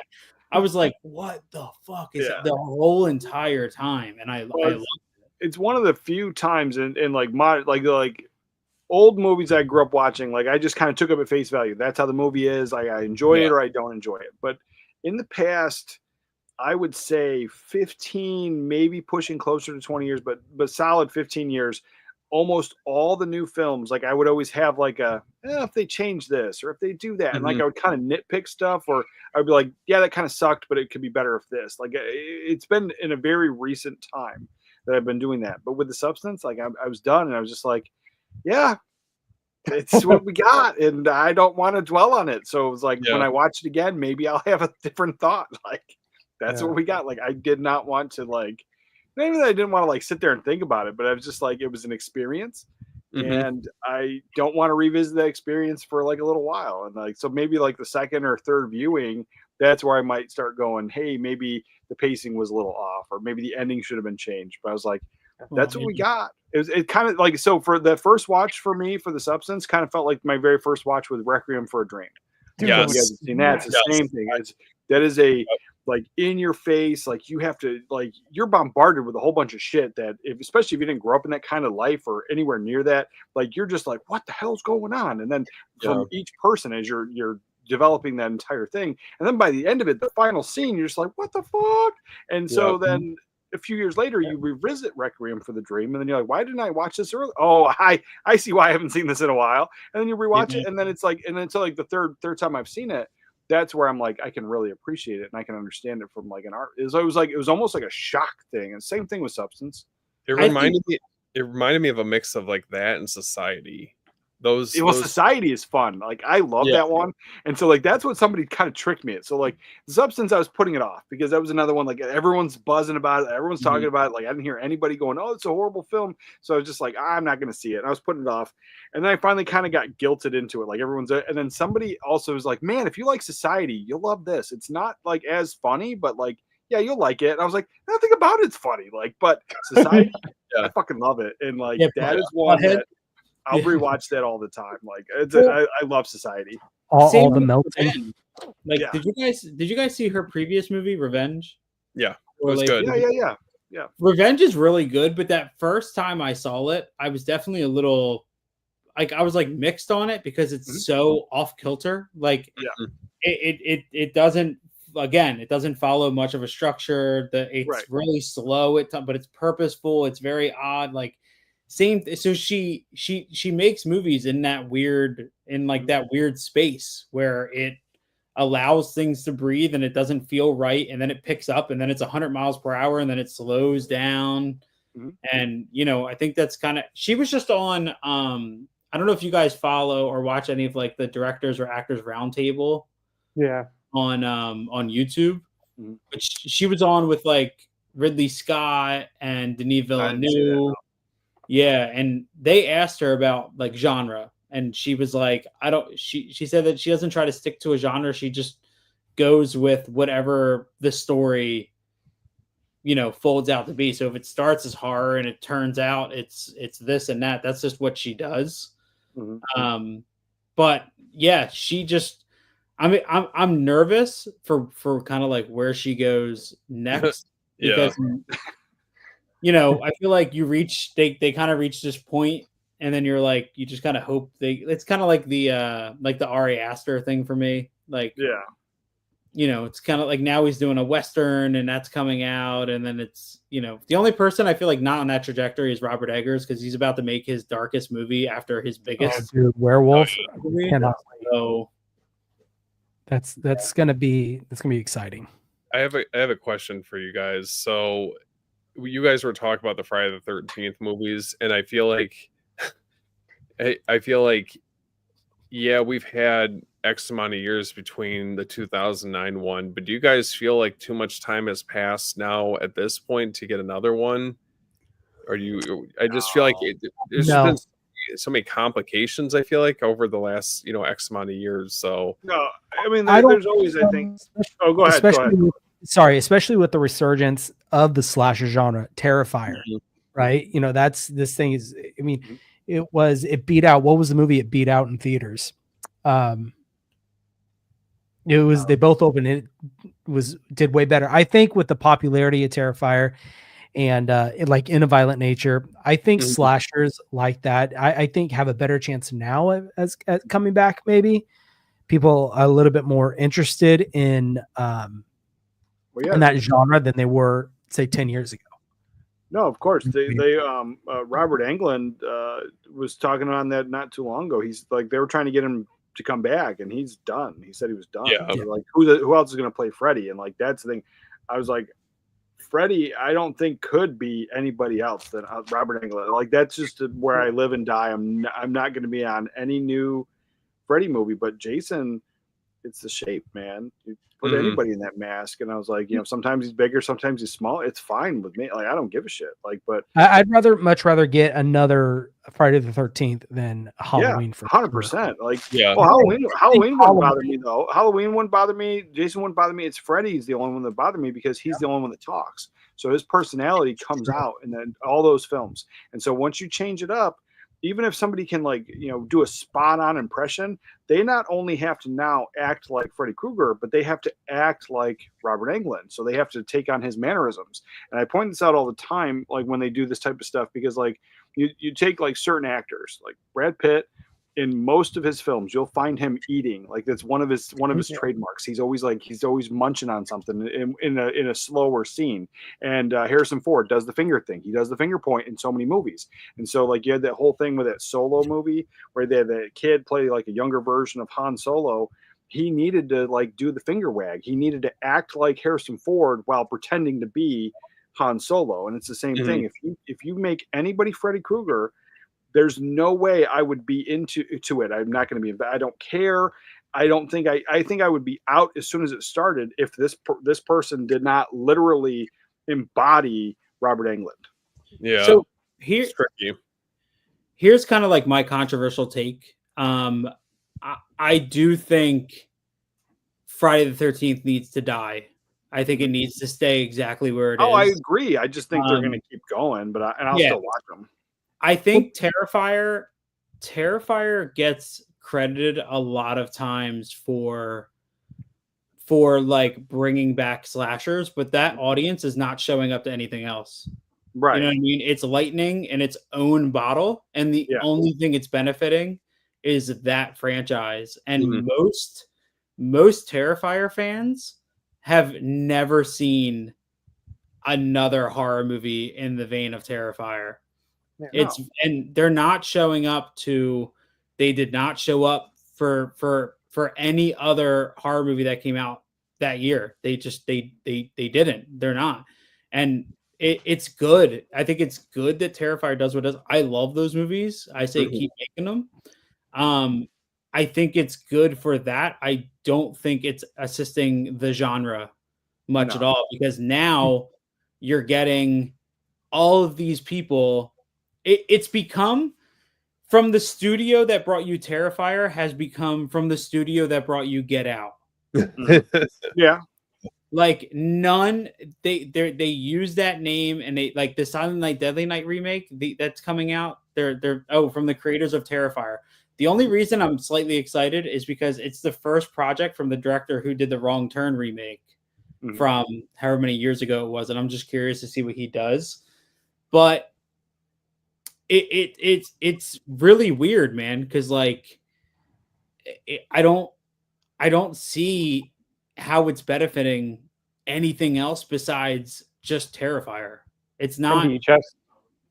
Yeah, well, but that's the thing, is like most of the people who are buying the VHS though, it's sealed on their shelf. They're never opening it, or they're reselling it on eBay.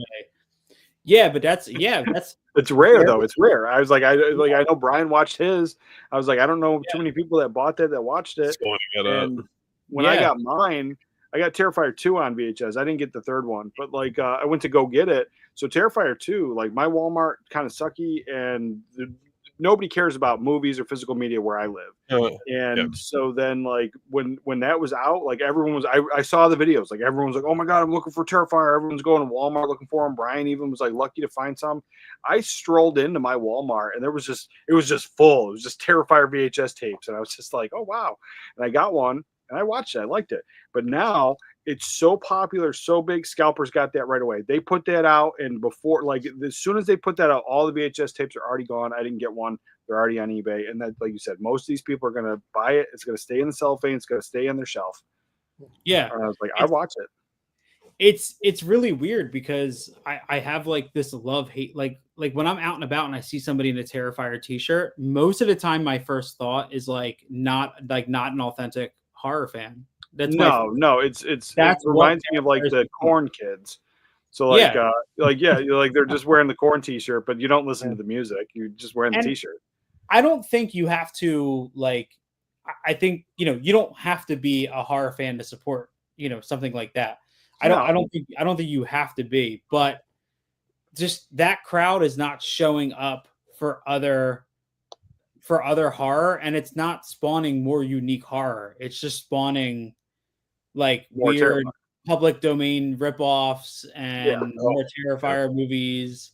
Like now, it's spawned a Silent Night Deadly Night remake. Why did we have to touch Silent Night Deadly Night? You know what I mean? Like, why did we have to? Because, and really realistically, like Terrifier is there's nothing new. It's a really cool villain. That's the new part.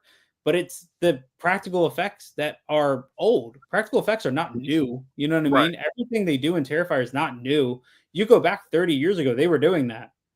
It's just shown differently. So it's an interesting, like, I think the win is in the fact that it was small and it didn't have a lot of money. It went up against the norm. It was released unrated. That's the biggest benefit to me. But I don't think Terrifier has helped horror as a genre in many ways. But I got an insight on that, and so like it's I think it's a rejection of the society, modern audience, like whatever you want to say, politics, like whatever. The generation that's going to see Terrifier, they're just fed up with everything. It's no different than the punk scene in the 70s. It's a group of young people that just giving the middle finger to everything, and that's the version of it, because it's the same. It's honestly the same group of people that went to go see the MCU movies. It's that same group of people that's now going to see the Terrifier movies, because it's like it's just consumption, but it's also giving the middle finger to what is normal and what has been pushed onto us for the past 15, 20 years. And I think that's the biggest part of it, because like you said, like Terrifier is its own little bubble and it doesn't seem to be anything else. But like just a little while ago, what was it? It was Oppenheimer. They were pushing the Oppenheimer and Barbie movie. Like nobody really gives a shit about the Barbie movie except for a bunch of girls. Like that's just a reality. But they were pushing that. They were putting that on such a pedestal that those are the only two things you could see, and those are the best thing. And they were calling it like Bob and Harm, whatever the hell. They were mashing the names together, and they were making it weird. That's your Terrifier audience. The people that were like, I don't want to see either of these movies. These movies are crap. And those movies were being pushed down people's throats. Now, I like Oppenheimer, so it's one of those, but I'm a movie guy. No, normal people don't like Oppenheimer. Normal people don't want to relive World War II. It's a movie for movie people. Like, I mean, a lot of people can enjoy it, so I'm not saying that. But, like, realistically, your average moviegoer didn't care about Oppenheimer. And then your average moviegoer, like, who was really seeing the Barbie movie?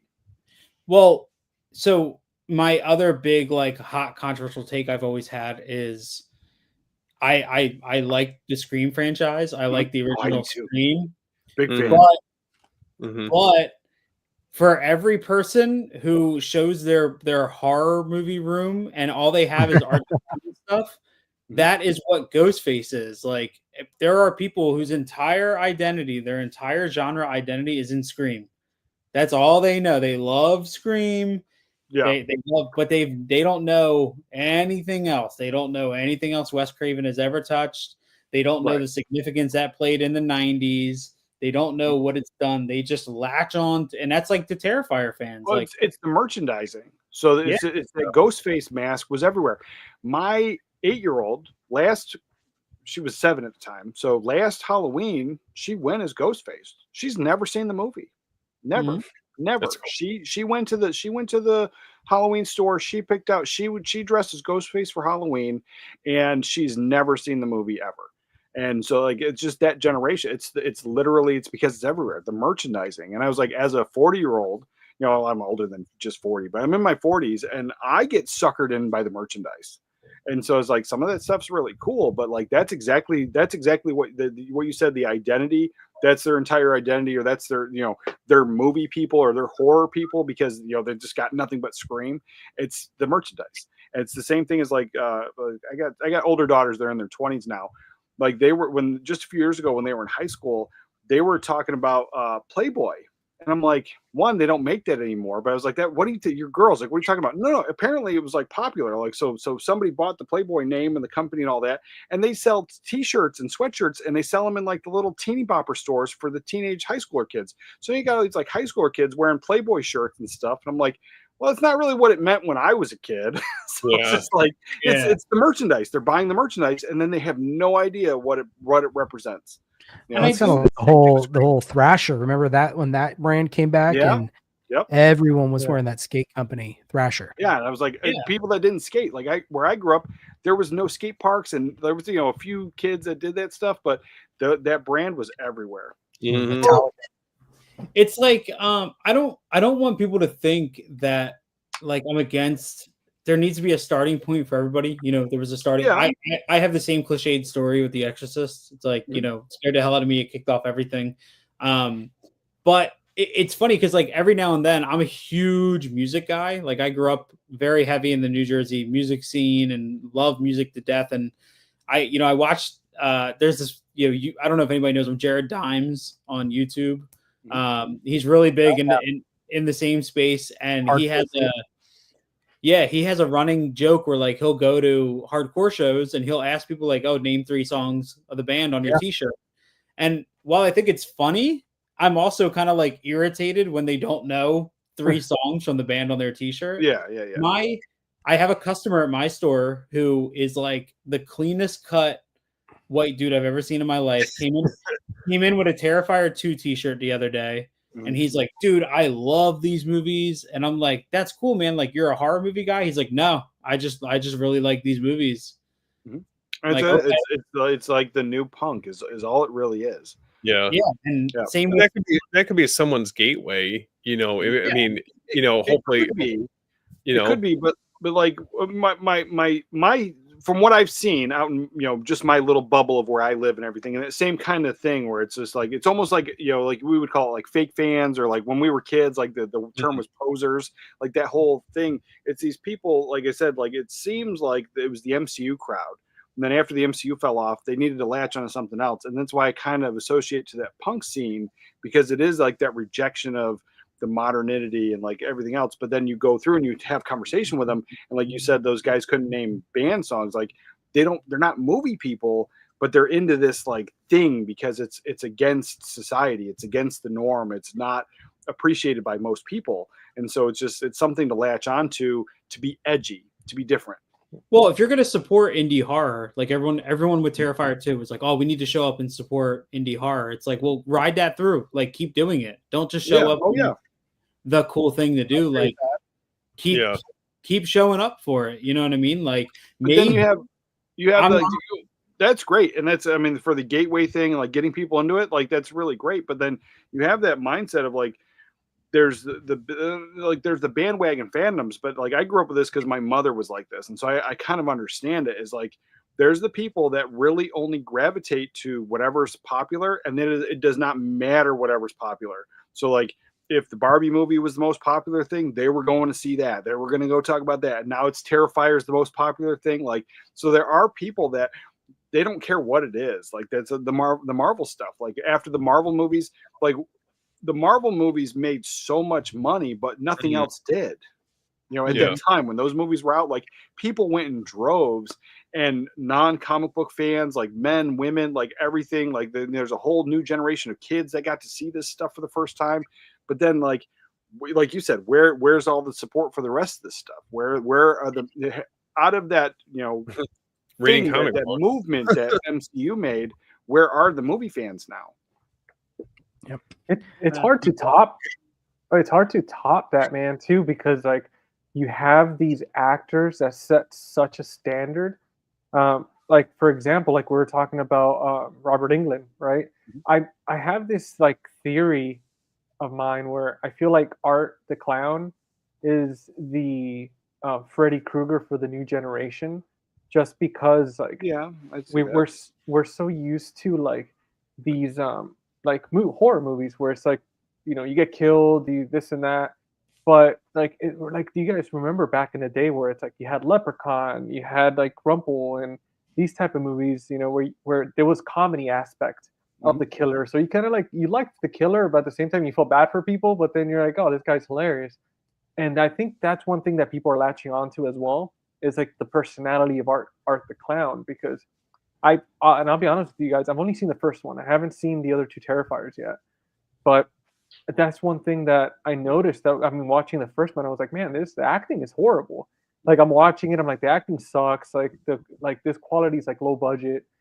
But then his personality was like, this guy's like funny as hell. And it kind of Mhm. reminded me of like Freddy Krueger. And that's when the kids that I see wearing these shirts and stuff, I noticed that they're kind of like 80s, like you were saying, like this is kind of like their outlet now.